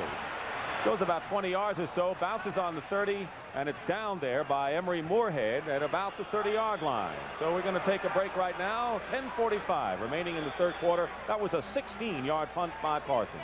The San Francisco 49ers on their own 32-yard line. Dick Stockton and Wayne Walker here at Soldier Field. Russ Francis, the tight end, is in motion. Montana running and being chased by Dave Duerson, the free safety. And Todd Bell, the strong safety, was blitzing Montana on the play. It's a very reactive Bears defense. Bell is number 25. He's the safety on the blitz. Montana gets the pressure, takes off to the left, but then watch the reaction of the Bear linebackers close it up immediately and hold Montana to a small gain of about 2.5, 3 yards. The Bears defense has been superlative all day against the 49ers. Scoreboard will tell you that with 3 points. but is evident in other ways as well. 2nd down and 7 at the 35. The pitch to Roger Craig. Craig hemmed in, and Singletary and Campbell were right there. Singletary just really has a nose for the football. He's one of those linebackers that whenever the ball is snapped, he's going to be near it somewhere. Number 50 is Singletary. He's the middle linebacker right now. That's Wilson, number 55, moving. Singletary, number 50. He almost reacts so quickly that he overruns Roger Craig here and then practically has to fall back inside to make the tackle. 3 times in his college career, he had over 30 tackles in a game. And he's in his 3rd year from Baylor, and he says the Bears are really starting to believe in each other. He can feel something for the first time since he's been here. 3rd and 6 at the 36-yard line. Looking one way, going the other. The pass is incomplete and dropped by Ronaldo Nehemiah near midfield. Nehemiah had it. Leslie Frazier hit him, and Nehemiah could not hold on. Steve McMichael, number 76, a stunt in there for the Bears. Watch him loop around here and kind of come in free because the guard was scraped off. Chases Montana out of there a little bit. Nehemiah on the catch. The hit by Frazier, and Ronaldo didn't hang on long enough. Nehemiah, who was shocked after that catch last week and hit hard by Kenny Johnson, couldn't hold on. And right now the Bears are playing defense the way Bill Walsh had wanted the 49ers to play it. Not that the Niners are not playing good defense, but the Bears are hitting it every turn. Tom Morris will punt. Dennis McKinnon is back. McKinnon at the 26 on the run and hit, and it was Moten, the linebacker, from behind. Gary Moten made a fine tackle from behind on McKinnon to prevent a bigger gain. Timeout with 9:39 remaining in the 3rd. Everyone is hearty here at Soldier Field in Chicago. Smiles on the faces of the Honey Bears. It is 1st and 10 for the Bears at their 35-yard line, leading 10-3. Playing as good a defense as you can expect from anyone, particularly against a high-scoring team like the 49ers. Jim McMahon, Emery Moorhead, the tight end in motion. McMahon to put it up in the rain. And Willie Gauld couldn't make the catch. Try to make a diving effort. So it'll be incomplete. Well, Wayne, you, counting a preseason game, played the Bears 31 times in your 15-year career, and you've been in a lot of games like this. A lot of games like this with the weather, Dick, and the only thing that you can do is just totally forget about it. Block it out of your mind that it's wet and it's cold and it's miserable out there. If you let it bother you mentally, it will. It's going to affect the quarterbacks a little bit because as long as it keeps raining around here, the ball's going to get a little heavy. And there's a guy that was my playmate for a while. You both have a lot of respect for each other because I think you both played the game the way it was meant to be played. McMahon, under pressure, gets rid of it, incomplete. He's joined Emery Moorhead, and Lawrence Pillars, along with Wayne Board, were putting pressure on. So the 49ers starting to put some pressure on. There's Lawrence Pillars, who said everyone gets his hand in a cookie jar with the 49er defensive alignment. Everyone really gets a chance to make the sack and the big play. Tell you what, in a day like today, it's usually the defensive team that comes up with a big play that turns the game around. There's a penalty marker down. And it is against the Chicago Bears, who have gone way back to huddle up again.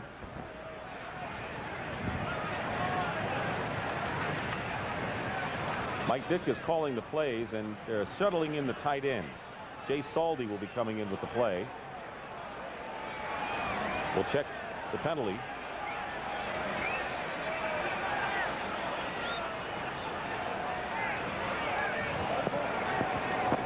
Holding, number 74, offense.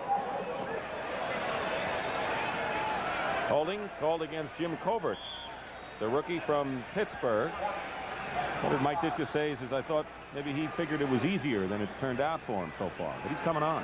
Well, he said the only people that Covert has had problems with is the quick people and the speed that they have up here. So far, it hasn't been burned by Fred Dean today. 2nd down and 20, however, on the 25. Moving pocket. And McMahon is going deep for McKinnon again, and it is almost intercepted by Ronnie Lott. Lott and Dwight Hicks were both there, defending with McKinnon. And Ronnie came close, and he knows it. Lions, or rather the Lions, we've been talking about the Lions. The 49ers in there with their nickel defense this time. Lott will play the corner situation in this one. McMahon with plenty of time on the rollout. But downfield, Lott was the man on the spot. Jeff Stover almost had a hand in McMahon's face. Well, you got to come prepared. I wonder if they can see the game through that plastic, or are they just keeping warm and dry? Their vision may be a little bit impaired with that plastic over them, but they're dry, and that may be the main thing. 3rd down and 20 now. We have 9 minutes and 18 seconds remaining in the 3rd quarter. 10-3, the Bears lead the 49ers. Pressure on McMahon out of the shotgun, and he overthrows Matsui. Blackmore was coming in on the play, so the 49ers love these situations defensively, don't they? And you can just tell these couple series now that the weather is starting to be a factor out there. They're not quite as sharp as they were starting the ball game when they were fresh and the uniforms were dry and the ball was a little bit lighter. So it'll be 4th down, and Bob Parsons is in to kick. We have had 2 surprises in punt situations, although we won't have one now, I don't believe. Parsons will kick from the 10, and Dana McLemore is at the 35.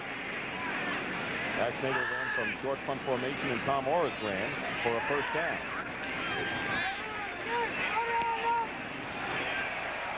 Tough one to handle.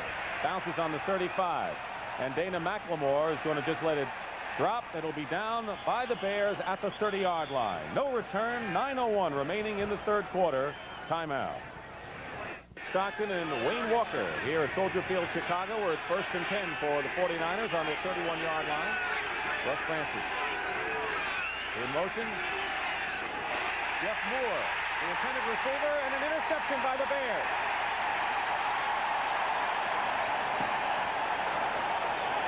And Mike Richardson, who intercepted his first 2 passes of his NFL career. He's a rookie. Last week against Tampa Bay, picks one off here. Montana had his choice. He had Dwight Clark running a turn deep, Jeff Moore running one short. He went to Moore, and it was tipped. Mike Richardson came off Dwight Clark, who is covering, and made a fingertip catch. They rule it an interception by Mike Richardson, who last week said that's what he needed. His first 2, so Montana on the phones now, and the Bears in 49er territory, 1st and 10 at the 37. 3rd turnover by the 49ers today. An inside reverse handoff to Suey is diagnosed perfectly by the 49ers. It was Keena Turner and Lawrence Pillars in for the play.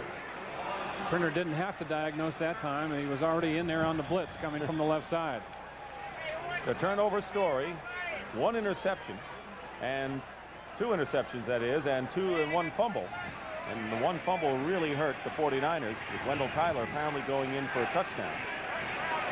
Otis Wilson, the linebacker, hit him at about the goal line and recovered on about the 1.5 for the Bears as we ended the 1st half. Not Bill Walsh's kind of day on the scoreboard or as far as the weather's gone. He likes the good weather for his team. Stanford, without question. 2nd and 13. McMahon. Penalty flag down. And Pillars chases McMahon out of bounds at the 45. 49ers claim that the Bears were holding on the play.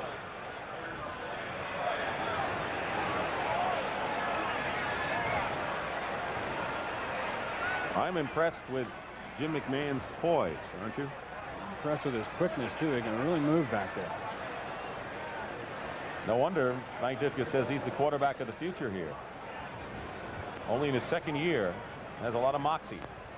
Well, they were switching their quarterbacks around between McMahon and Vince Evans earlier. Holding, number 74, offense, declined.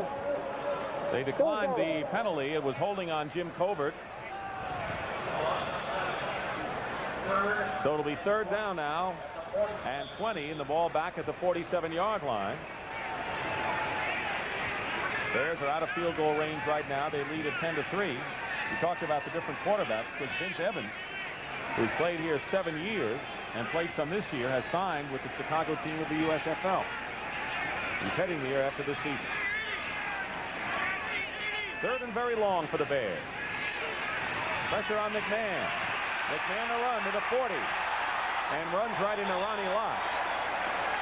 But picked a lot of those yards up as he gets inside the 35-yard line. And it'll be 4th down and about 5. Lott giving McMahon a message, but McMahon will give it right back, won't he? I think he will. Got a ton of confidence in himself, and he's getting it done here this afternoon. McMahon has gained 68 yards in 7 carries, and the quarterback of the Bears has outrushed the 49ers, and that's a team with Tyler and Craig. And it hasn't been reckless yardage for him. I mean, he's only pulled it down and taken off when he's had to. 50-yard attempt coming up for Bob Thomas now, with Basnagel holding in bad weather. 4th and 5, and they're trying a 50-yard field goal. And the kick is no good. It is off to the left. So Thomas, who has struggled from the longer distances anyway, misses a 50-yard attempt.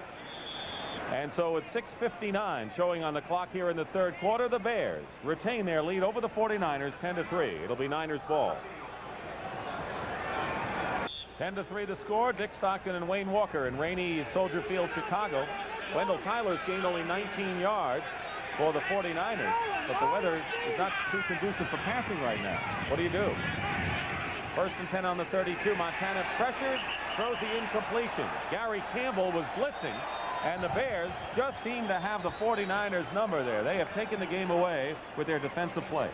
Really mixing up their fronts, mixing up their blitzes. Both Gary Campbell, number 59, you see right there, and Otis Wilson, 55, back there.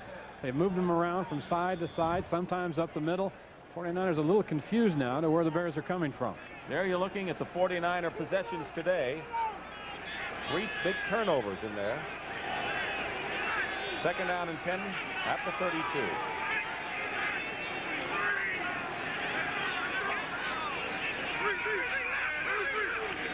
Here's Tyler. John Ayers in cross blocking, but he just gets a couple. Fumble. And the Bears have recovered.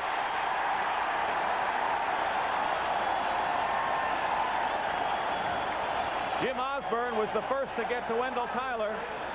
Mike Singletary recovered the fumble, and Bill Walsh has to be more than perturbed on the sideline. That is the 4th turnover of the game for San Francisco. And it's great team defense. Look at those dark blue shirts, how many of them react to the ball and are out here right now. McMichael, 76.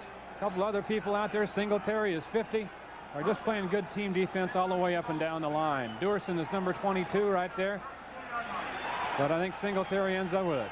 Or it might be Duerson. They kept picking around between themselves a couple times. They had 4 blue shirts around that ball in any event. 1st and 10 Bears on the San Francisco 32. And McMahon's toss to Walter Payton. And another 1st down, or let's check and see where that ball was caught. Jack Reynolds making the tackle. And they spotted at the 25-yard line, so it'll be shy of a 1st down. It'll be 2nd and a long 2. 6:40 remaining in the 3rd quarter. 10-3 to score. And the way this game is going, the way the Bears defense has dominated the play, this could be a big series for Chicago.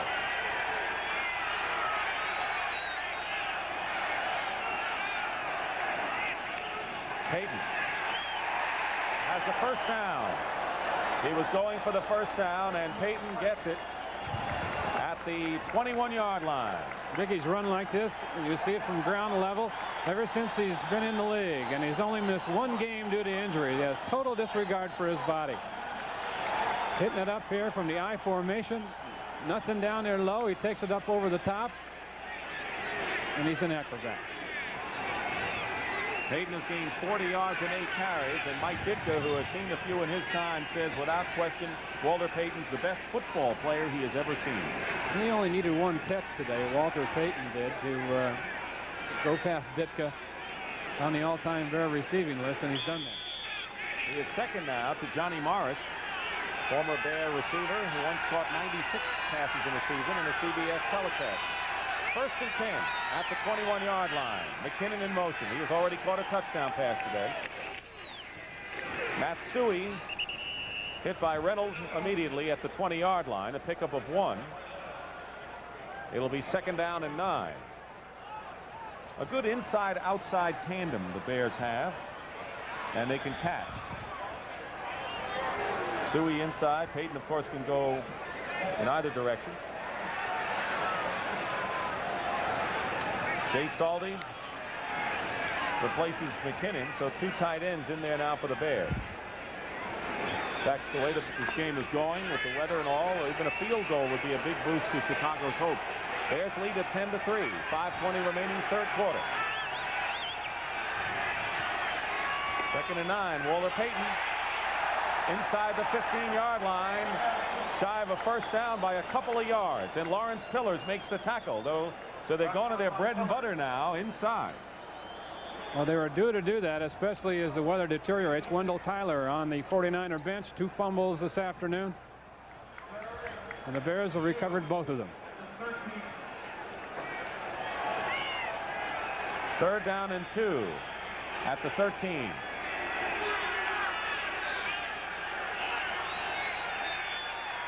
They've got 3 tight ends now.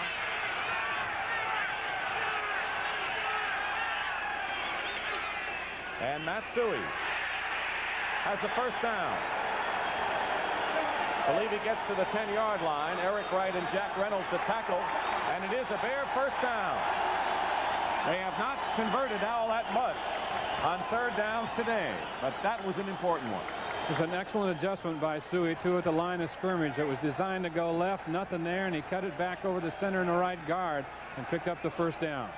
42 yards and 11 carries for Matsui.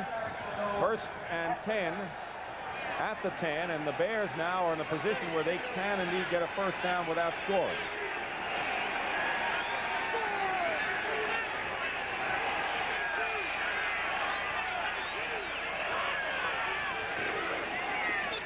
Suey, maybe a yard, that's all. And Ricky Ellison to make the tackle. Chicago Bears have proven that they're a good bad weather team, and not only that, if you look at the records, I guess the last couple of years, the Bears probably have one of the best records in the NFL in December. Now, we're not in December yet, but you get the message. When the bad weather comes, the Bears are there. Minnesota leading New Orleans in the 3rd quarter. Washington leading Philadelphia. Jaworski has thrown 3 touchdown passes today for the Eagles. Tampa Bay over Houston. Right here, it's 2nd and 9.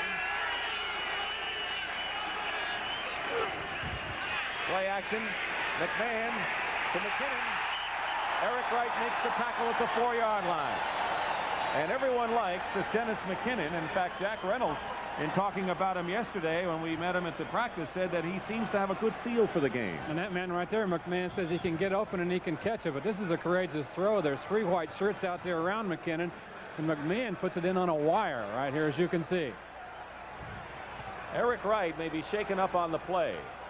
And he is downed out of bounds on the near side. That's McKinnon's work today. And in that pile, in that group, Eric Wright is hurt.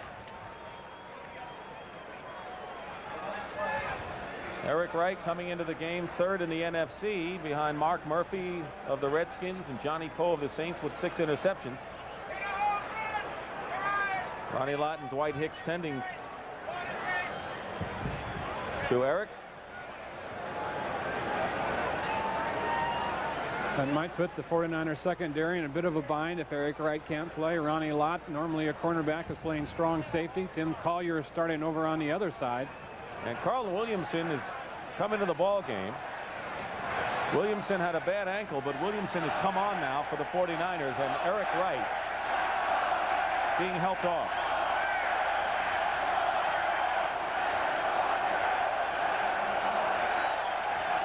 Coming up next, most of you will see the Green Bay Packers against the Atlanta Falcons. The Packers are a game behind Minnesota. Coming into today's action, the Vikings are leading New Orleans. Some of you will see the Giants against the Los Angeles Raiders. But in that Green Bay-Atlanta game, it'll be Lynn Dickey and Steve Bartkowski. And you know about Bartkowski and his ability to bring the Falcons back on that Hail Mary pass last week. They played the spoiler last week, and they want to continue doing that the rest of the season to build a foundation for that franchise. So Wright is out of there, and Carlton Williamson has replaced him. There's Williamson, who missed half of the year with a broken leg. 3rd and goal on the 3.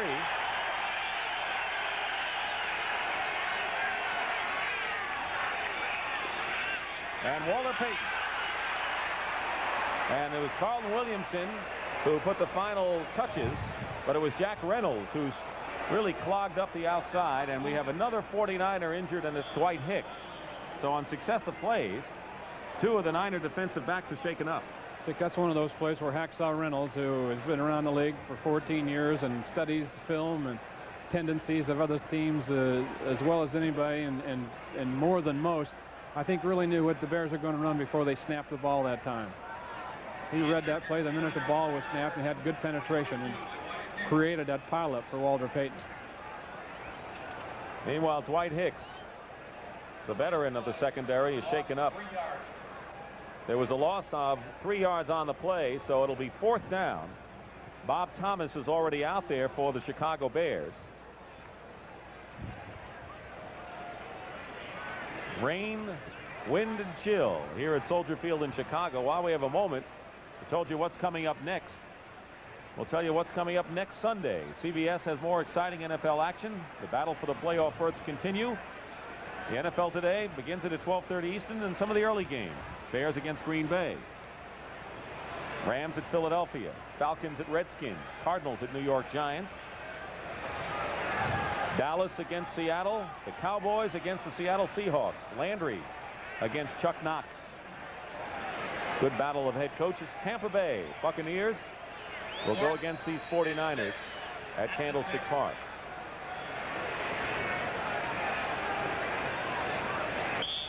Bill Walsh trying to see his club not fall behind in the race. You know, the 49ers do not have control of their own fate in this race, which we'll tell you about. It'll be a 23-yard attempt. Bashnagle holding for Bob Thomas. And the kick is good. So Bob Thomas, who kicked a 29-yarder earlier, now kicks a 23-yard field goal, and the Bears lead the 49ers 13-3. Back here in Chicago, Bob Thomas will be kicking off for the Bears, who now lead it 13-3. The Bears shutting out Tampa Bay last week, their first shutout in 3 years. Their defense has been stronger. I don't think it could be any better than it's been today, Wayne. And it's helping a lot to have Dan Hampton back. Bill Ring and Dana McLemore are back for the 49ers. There's that wind again. Bears coming in second in the NFC, sixth in the NFL in total defense. And they've done it despite some injuries, with only Hartenstein playing all year up front. Gary Fensick lost in the secondary. Kick goes out of bounds, so Thomas will have to kick it again, this time from the 30. The San Francisco 49ers, as you know, came into this game tied with the Rams for first place in the NFC West, 7-5 record. But the difference now is that the 49ers and Rams, if they win the remainder of the games, the Rams would go with a better division record since the teams split in battles head-to-head. The graphic right there points that out, and you can bet the Rams, who are playing a later game here this afternoon, will be watching the scoreboard. And the reason why you want to win the division, if you're the Niners in this case, or the Rams, that if you're the wild card, you have to face either Washington or Dallas on the road in the first week of the playoffs, and then face either Washington or Dallas on the road the next week. And that's something I don't think anyone would want to go into. So there's a lot riding on the rest of the season in the NFC West. First place becomes more paramount than on the surface. Dwight Hicks shaken up. Good comeback. Dana McLemore bobbles the kickoff.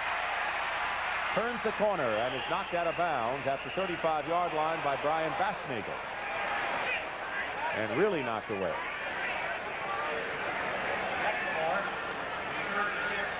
A 16-yard return. Fourth quarter now at the Superdome, where the Vikings, trying to hold on to their lead in the NFC Central, lead the Saints, who are a game behind in the NFC West. Philadelphia making it close for the Redskins. It's 28-24. They're in the third quarter. The Jets leading New England third quarter at Chase Stadium in New York. And Cleveland now with a chance to perhaps catch the Pittsburgh Steelers winning in their game. First and 10 at the 35 for San Francisco. 1:44 remaining in the third quarter. Montana out to Bill Ring. Ring hit immediately by Dave Duerson. So it's Ring and Roger Craig now in the San Francisco backfield, and I know that Bill Walsh has made the change partially because of the fumbles by Wendell Tyler, but also because this kind of day kind of fits Bill Ring's style of play. He's a lot like Matt Suhey of the Bears. Nothing fancy, but solid, and gets it done. 1:39 remaining in the third quarter. 13-3 the score. We were tied at 3-3 in the second quarter when McMahon hit McKinnon with a 49-yard touchdown strike. Thomas' field goal has given the Bears a 10-point lead. Second down and 5. Here's Roger Craig. And it's McMichael and Frazier on the tackle.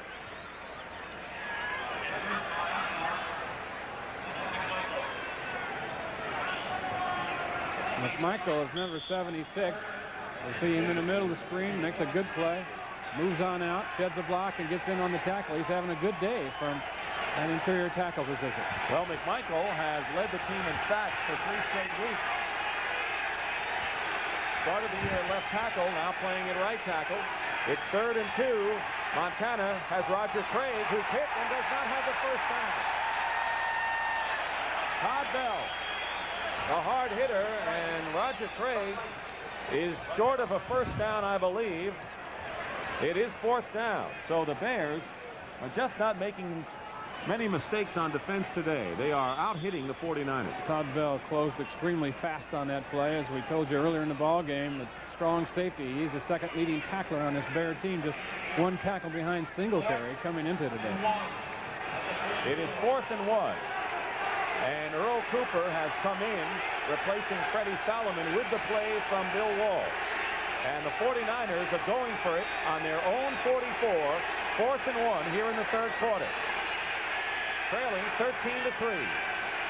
Montana has the first down, I believe. He had to get just beyond the stripe at the 45. The longest rush for the Niners today was 6 yards by Wendell Tyler. It is a first down. He used his center Fred Quillen, and the right guard Randy Cross went in the seam between them. 6 seconds to go, and we will not get another playoff here in the third quarter.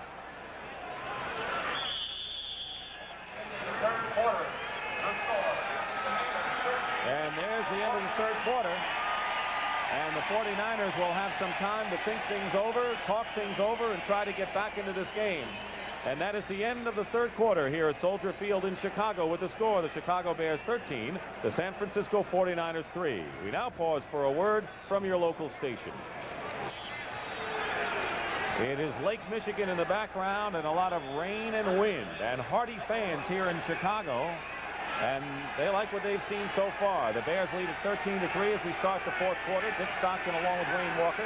1st and 10 49ers on their 46-yard line. Montana sacked back to the 35. Steve McMichael, who, as we said, has led the Bears in sacks 3 weeks in a row. And that's the 3rd time that the Bears have gotten to Joe Montana. McMichael was signed as a free agent by the Bears a couple years ago. He was a number 3 draft choice of New England in '80. He fought off the block there by the center Fred Quillen, overpowered him, and made the sack. He started the year at left tackle and beat out the veteran Jim Osborne, but then switched to right tackle when Hampton got hurt. Hampton now at right end, and Tyrone Keys has been the left tackle. 2nd down and 18 at the 37-yard line. Montana, 2nd and long. He has Freddie Solomon, and Solomon goes out of bounds at the 44. It'll be 3rd and about 11 now as Mike Singletary and Leslie Frazier chase Freddie out of there. These people knew how to get ready for this game, but on the San Francisco sideline, Bob McKittrick, the offensive line coach, as far as he's concerned, it's 80 degrees and sunny. No, he figures if his guys are out there getting wet, he's going to be along with them. He's a great coach. He's getting Woody Hayes School of Coaching right there. If you're going to fight in the North Atlantic, you got to train in the North Atlantic. I tell you, that's tough. That's just tough to me. 3rd down and 11 at the 45. 13-3 the Bears lead. Mike Wilson goes in motion. Montana has time, but his receivers are covered, and he's down again. That was Mike Hartenstein, and that's his 10th sack of the year, and the 4th time the Bears have gotten to Joe today. But again, it was a real big surge by number 76, McMichael, who got Montana to step up in the pocket. Chased him right into Hartenstein. But it had to be the coverage in the secondary that really spurred it on, gave the line a chance to get to him. So it is 4th down, and Tom Morris will be punting again the 4th time. Dennis McKinnon is deep for the Bears.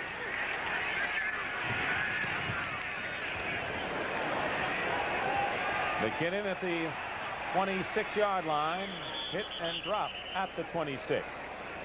Well, the way the Bears are playing defense today, that 10-point lead is really 20. That was a 34-yard punt, and we have a timeout. That's Mike Ditka, second year as head coach, was an assistant in Dallas and an integral part of the Bears' last championship year in 1963 when they used to win games by this score. Well, he said his team has played hard for him this season, and that means something. 1st and 10 at the 28-yard line. Here's Payton. Willie Harper hit him first. Gets across the 30-yard line.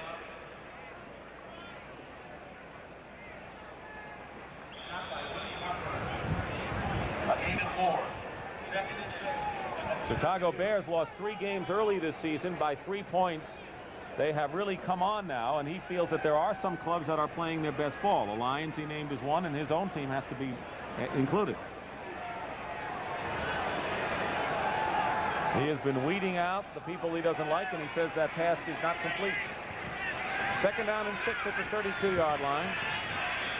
McMahon with enough time. Saldi, the intended receiver, was hit by Ronnie Lott and hit hard. It'll be 3rd down.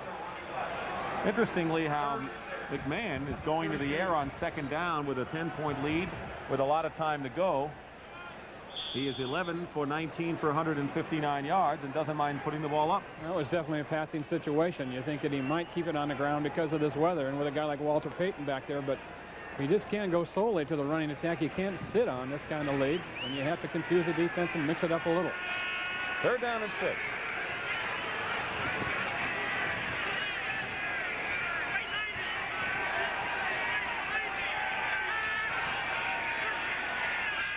Inside handoff, and the 49ers read it perfectly. Payton carries. Jeff Stover inside was right there on the tackle. So it'll be 4th down, and the 49ers will have a chance to get their hands on it. We have a lot of time remaining. 12:43 to go in the 4th quarter. But the Bears' 10-point lead looms very large here by the basis of their defense. Payton has gained 48 yards, and Bob Parsons is in the kick. A 16-yard punt lowered his net average to some 24, and there's Dana McLemore at the 33.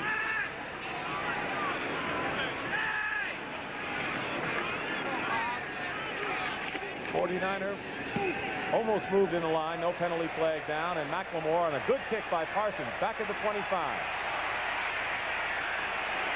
And down at the 31, a 41-yard punt, and Brian Cabral makes the tackle. But the 49ers go on offense, trailing by 10. The Chicago Bears leading the San Francisco 49ers 13-3. Dick Stockton and Wayne Walker. Wet and windy Soldier Field, Chicago. 1st and 10 for the 49ers on their 31-yard line. And Roger Craig with Randy Cross blocking.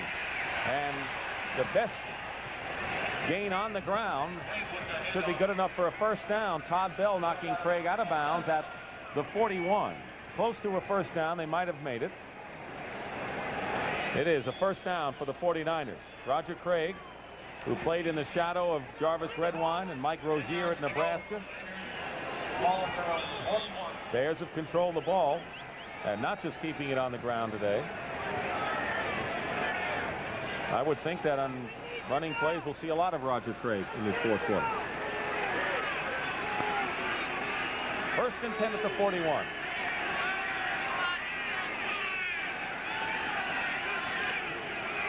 Here is Craig.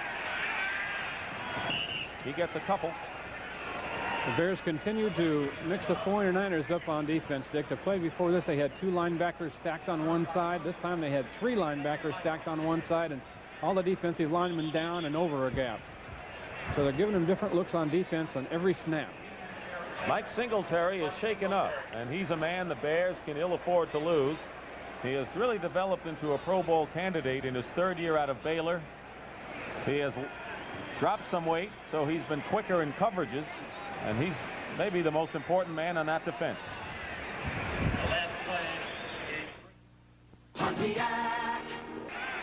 49ers have a 2nd and 7 on their 44-yard line with 11.5 minutes to play in the fourth quarter.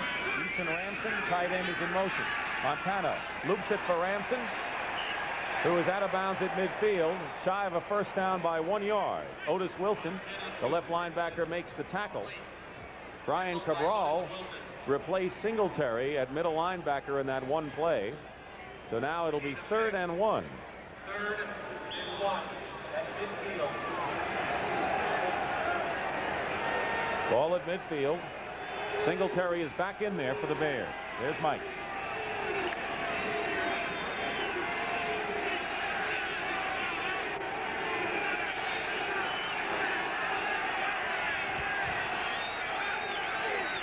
And Bill Ring carrying, and a first down for the 49ers. Otis Wilson had penetrated into the 49er backfield, but Bill Ring gets the first down. Mike Singletary makes the tackle.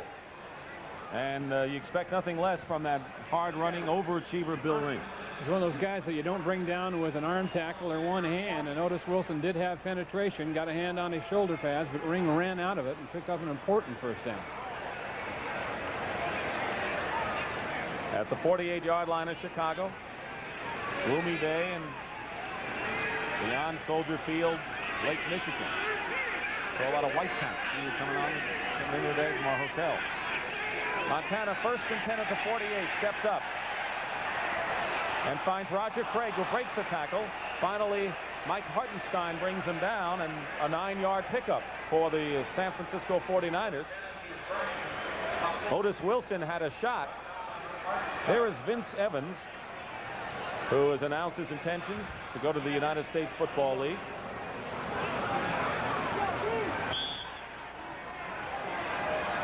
Montana now has completed 18 of 31 for 196 yards. Last week he threw for 182.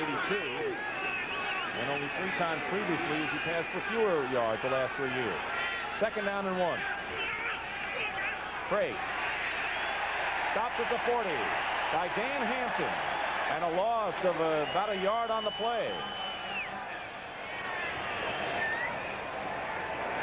A loss of 1. Hampton, number 99, as you see there, watch him come out down along the line of scrimmage. He's practically in the middle right here. Number 99, you see him trailing the guard, John Ayers. Play that block off, come down just exactly like you're supposed to play defensive tackle. Former first-round draft pick in his 5th season. Has been to the Pro Bowl. 3rd down and 2 now at the 40. Sullivan in motion. Montana to Dwight Clark. First down. And out of bounds at the 33-yard line. Leslie Frazier covering Dwight on the play. He was held in check last week when he caught 2 passes against Atlanta. Has caught only 2 today. He has led the NFL in receiving the last 2 seasons, but that won't be the story for him this year. They use him a little bit differently than they have in the past, and Montana doesn't rely on him as much, which speaks really well for the 49er defense and their other people. But in crucial moments, you can look for number 87. 1st and 10 at the 34. Montana looking right. Being chased by Osborne and throws it away. Penalty flag down. Mike Hartenstein put pressure on Montana. And Joe Montana is shaken up, limping. Intentional grounding. Intentional grounding. If you throw the ball away to avoid a sack, that is intentional grounding, and that's the call against Joe Montana. They don't often call that when the ball is thrown out of bounds like you saw Montana do it, but he lifted about 40 yards high, and it was a definite situation where he was avoiding a sack by getting rid of it out of bounds. There it is right here. Now watch him. He is up in the air when he gets hit. You saw why he came on limping. That ankle right there caught on the AstroTurf on the way down. Rough day for Joe Montana. Facing maybe the toughest defense his team has faced all year. His numbers are impressive enough. but the 49ers had managed only a field goal. 2nd and 22. Roger Craig slips and is ganged up on in midfield by Gary Campbell, the outside linebacker. So in the bad weather, the weather the Bears like to play in, they've won 2 in a row in inclement weather. Their defense has just overtaken the 49ers here. 8:45 remaining in the 4th quarter, 13-3 to score. We have a timeout, and Craig leaves the game under his own power. He was shaken up.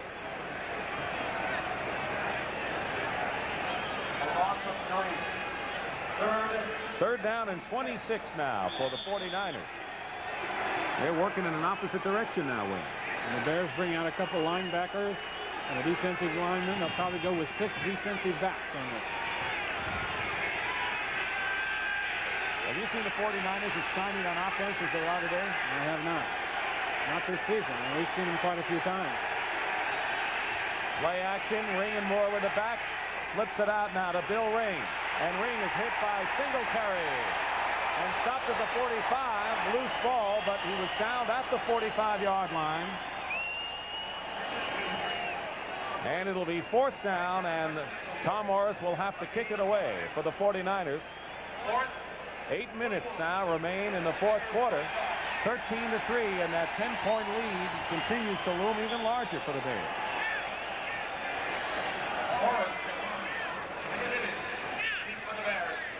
McKinnon is deep. He caught the 49-yard touchdown pass, the big play of the game, offensively.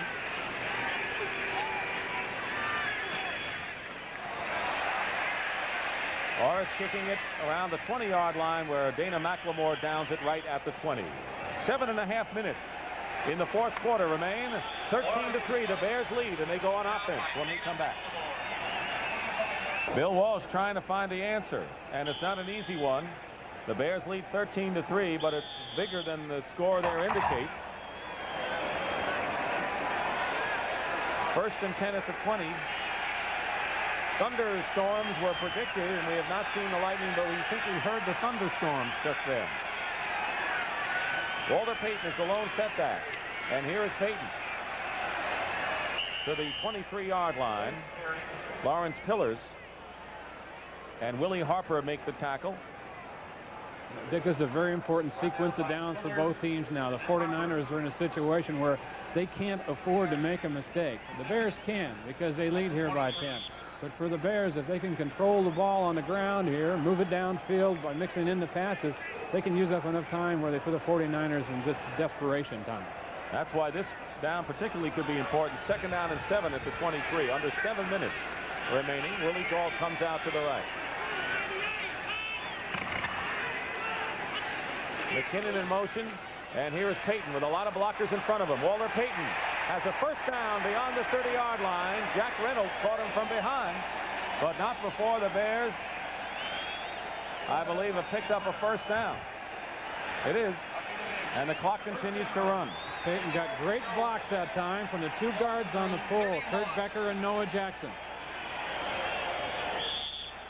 The attendance today at Soldier Field, we had a sellout. All the tickets were sold for the contest. 40,483. 25,310 no-shows. But I got to really tip my hat to the fans who came here and stayed here. 1st and 10 at the 31 for the Bears. Under 6 minutes now.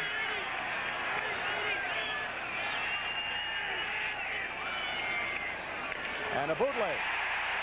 McMahon. And it was Tim Collier who came up from his cornerback position to bring down Jim McMahon at the 37-yard line. McMahon now has rushed for 74 yards in the game. Payton has 59, Suey 42. I bet they haven't seen 70 yards from a quarterback here since the days of Bobby Douglas. That's right. Joe Montana's best day rushing was 50 yards against the Miami Dolphins. He can run when given the opportunity. Meanwhile, the clock continues to tick away. And the Bears lead. Solid right now at 13-3. 2nd down and 3 at the 38. Give it to Walter. First down, Bears. The Bears are chewing up the clock. Reynolds the tackle and just stopping the 49ers totally on defense. Tough combination to beat. Yeah, and look what they did, the Bears. They pulled the tackle, Jim Covert, the left tackle, and he led Walter up the middle. Hutching coming down here, 74, makes a cutoff block there, keeps his feet, keeps going, and gets a block on 22 Hicks. The rookie's hustling, I'll tell you that. It was 3-3 in the second quarter when McMahon hit McKinnon 49 yards with a touchdown to make it 10-3, and the Bears have led since then. Thomas with a second field goal in the third quarter. That's been the story as Walter Payton gets to the 45-yard line, the pickup of a couple on the play. Reynolds and Ellison make the tackle. Well, the Bears are doing what they had to do. As you see the clock, 4-8 and counting. Second down for them now, and about 8 yards to go in this drive. And they're doing an excellent job of controlling the ball. McMahon's keeping him in the huddle, taking him up to the line of scrimmage, keeping his eye on the 30-second clock and using that to his advantage. Calling the snap signal down as low to the 0 count on the 30-second clock as possible to milk a few extra seconds. Second down, 7. There's that 30-second clock Wayne's talking about. And Matsui hemmed in, gets almost to midfield, where it'll be third and almost 4 yards and less than 3.5 minutes remaining. The lowest output by the 49ers this year was against the Rams, scoring-wise, when they were beaten 10-7 at Candlestick Park. Against the Jets, they had 13. In Miami, they scored 17, and 17 against Philadelphia. So this right now amounts to the lowest scoring output for the 49ers all year. 3 minutes remain in the fourth quarter. Third down and 4 at midfield. And once again, they let that 30-second clock get down to the low single digits. Here's Matsui, and he'll be shy of a first down as Carlton Williamson. Penalty marker down. Williamson made the tackle, but there's a flag.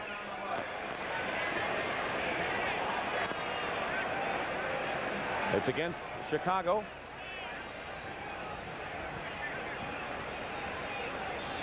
If I were the 49ers, I think I'd decline it and take fourth down. They need the ball twice. Trailing by 10. We have holding number 63, offense, fourth down, decline. Jay Hilgenberg, the center, holding on the play, so that it is indeed declined. It'll be fourth down, and the 49ers with 2:44 will get another chance. There's Bob Parsons to punt from the 35, and the rain continues. You can see it beyond Parsons. And they try to draw him off here. Good kick by Parsons. And McLemore at the 10. Brings it out to the 18-yard line. Tackled by Baschnagel. 49ers will go on offense first and 10. They're down by 10. They need the ball. They need to score at least twice more. Fourth quarter with 2:34 remaining, and the Bears lead the 49ers 13-3. With New Orleans leading Minnesota 17-13, the NFC Central Division could really tighten up. Minnesota loses, they'll be in a tie with the Lions, who beat the Steelers Thanksgiving. The Packers play Atlanta next. Most of you will see that game, and the Bears could move to within 1 game of first place Minnesota. So the NFC Central tightens up in the final week.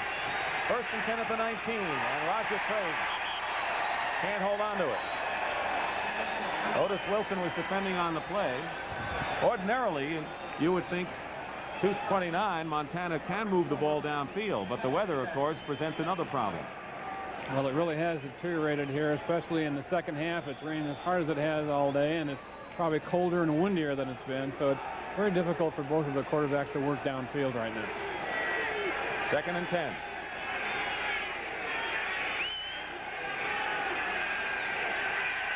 Montana finds Craig this time, who goes out of bounds to stop the clock. Brings it out to the 26-yard line. Mike Richardson was there. 2:23 showing. It'll be third down and about 4. A gain of 6. 3rd and 4 at the 26.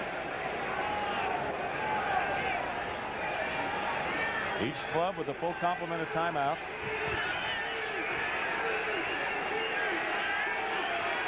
Third down and 4.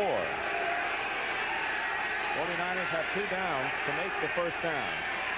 They'll go for it if they don't make it here. Montana to Dwight Clark. They've got it. First down at the 32. Terry Schmidt defending on the play. 3rd catch of the day for Dwight Clark. Line up without a huddle.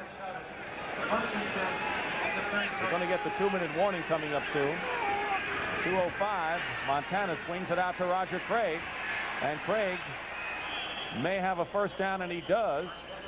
At the 45-yard line, Mike Richardson defending, and now we will have our 2-minute warning. So with 1 minute and 58 seconds remaining in the 4th quarter, and the Bears leading the 49ers by 10, we have our 2-minute warning here at Soldier Field, and we'll be back. This was brought to you by the National Football League. Bill Walsh,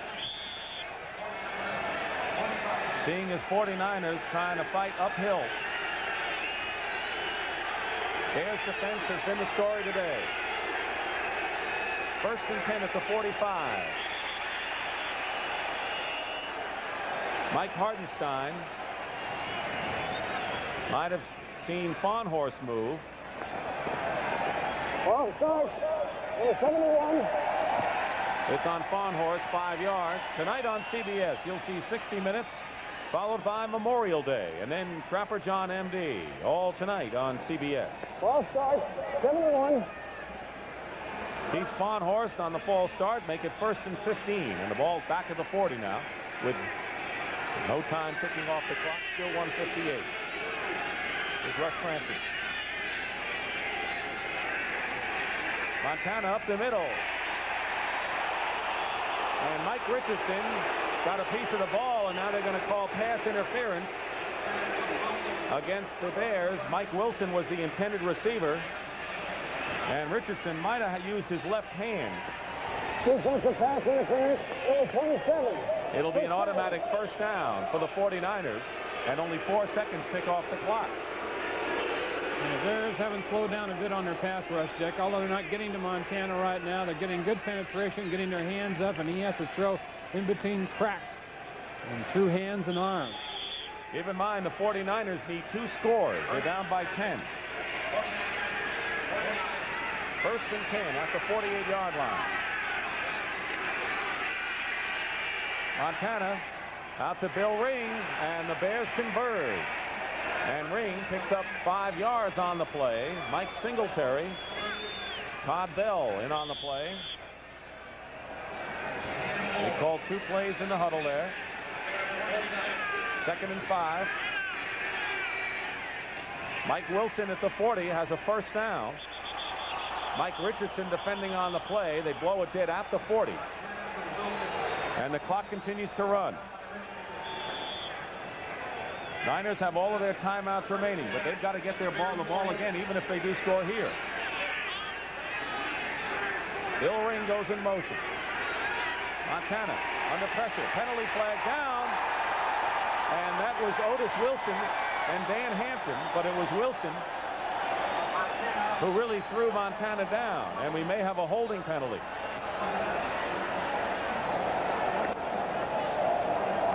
We have a hold on the offense. And the Niners are claiming it should be a face mask. Also, face mask on the defense. Decline, they'll replay the down. They're going to replay the down, but they can't replay the time. Time lost. Dan Hampton, number 99, with the initial pressure on Joe Montana that forced him out of the pocket right there. And Otis Wilson, 55 here. Kind of a clothesline shot right there. And that's definitely illegal, more than the face mask is.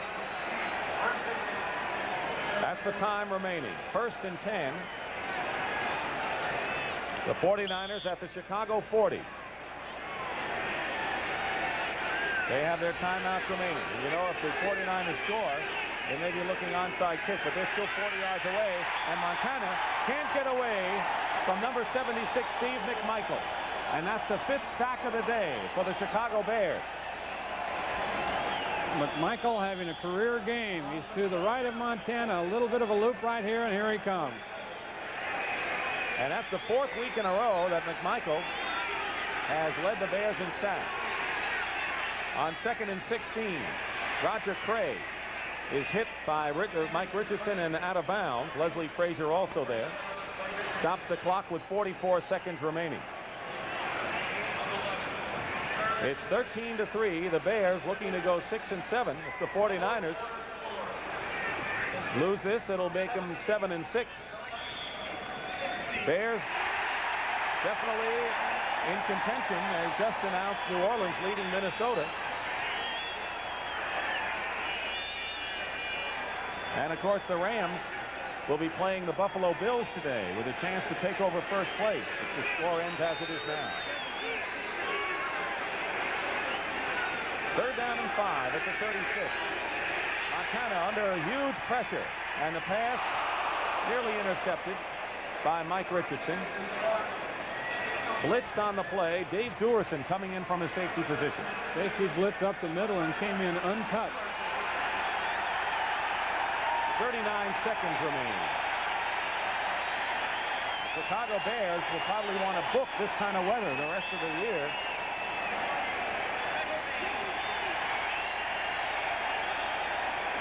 The Bears are headed for their 3rd straight victory. Mike Ditka seeing his club develop more and more as we reach the latter stages of the season. 4th down and 5.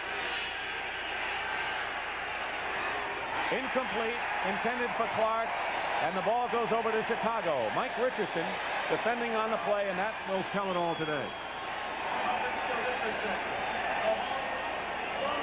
That picture tells the story. Joe Montana having very little chance against the Chicago Bear defense, which is as good as you'll ever see. It was like he was under siege today. The linemen got good penetration all day against the San Francisco offensive line. They mixed up a number of linebacker blitzes and safety blitzes and had them totally off balance. So the San Francisco 49ers headed for their 4th loss in their last 5 games.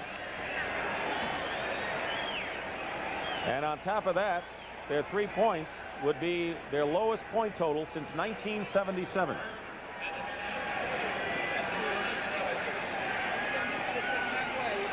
First and 10 at the 36. Don't forget, still coming up, the Green Bay Packers against the Atlanta Falcons. Some of you will see the Giants against the Raiders in Los Angeles.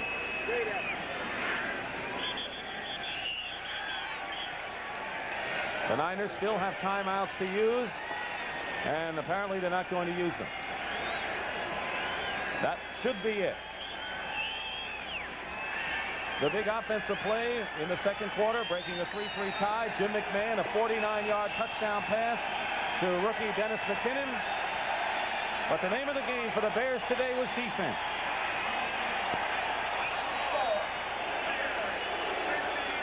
And the game is over here in Chicago. The Bears defeat the 49ers 13-3. And for Mike Ditka, his 3rd win in a row. The 49ers have lost 4 out of 5.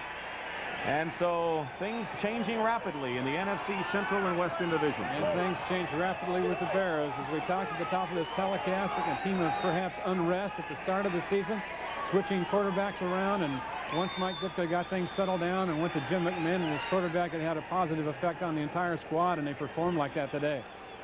Not that the 49er defense didn't play well, but Bill Walsh said, if we come out with a crisp defensive effort and make things happen tomorrow, I know the team is on the beam. Well, the Bears that would always be a carryover to the offense, but the Bears defense didn't let that happen. So the final score, the Chicago Bears 13, the San Francisco 49ers 3. Coming up next, most of you will see the Green Bay Packers against the Atlanta Falcons. Some of you will see the Giants against the Los Angeles Raiders. CBS Sports coverage of the National Football League will continue after this word from your local station.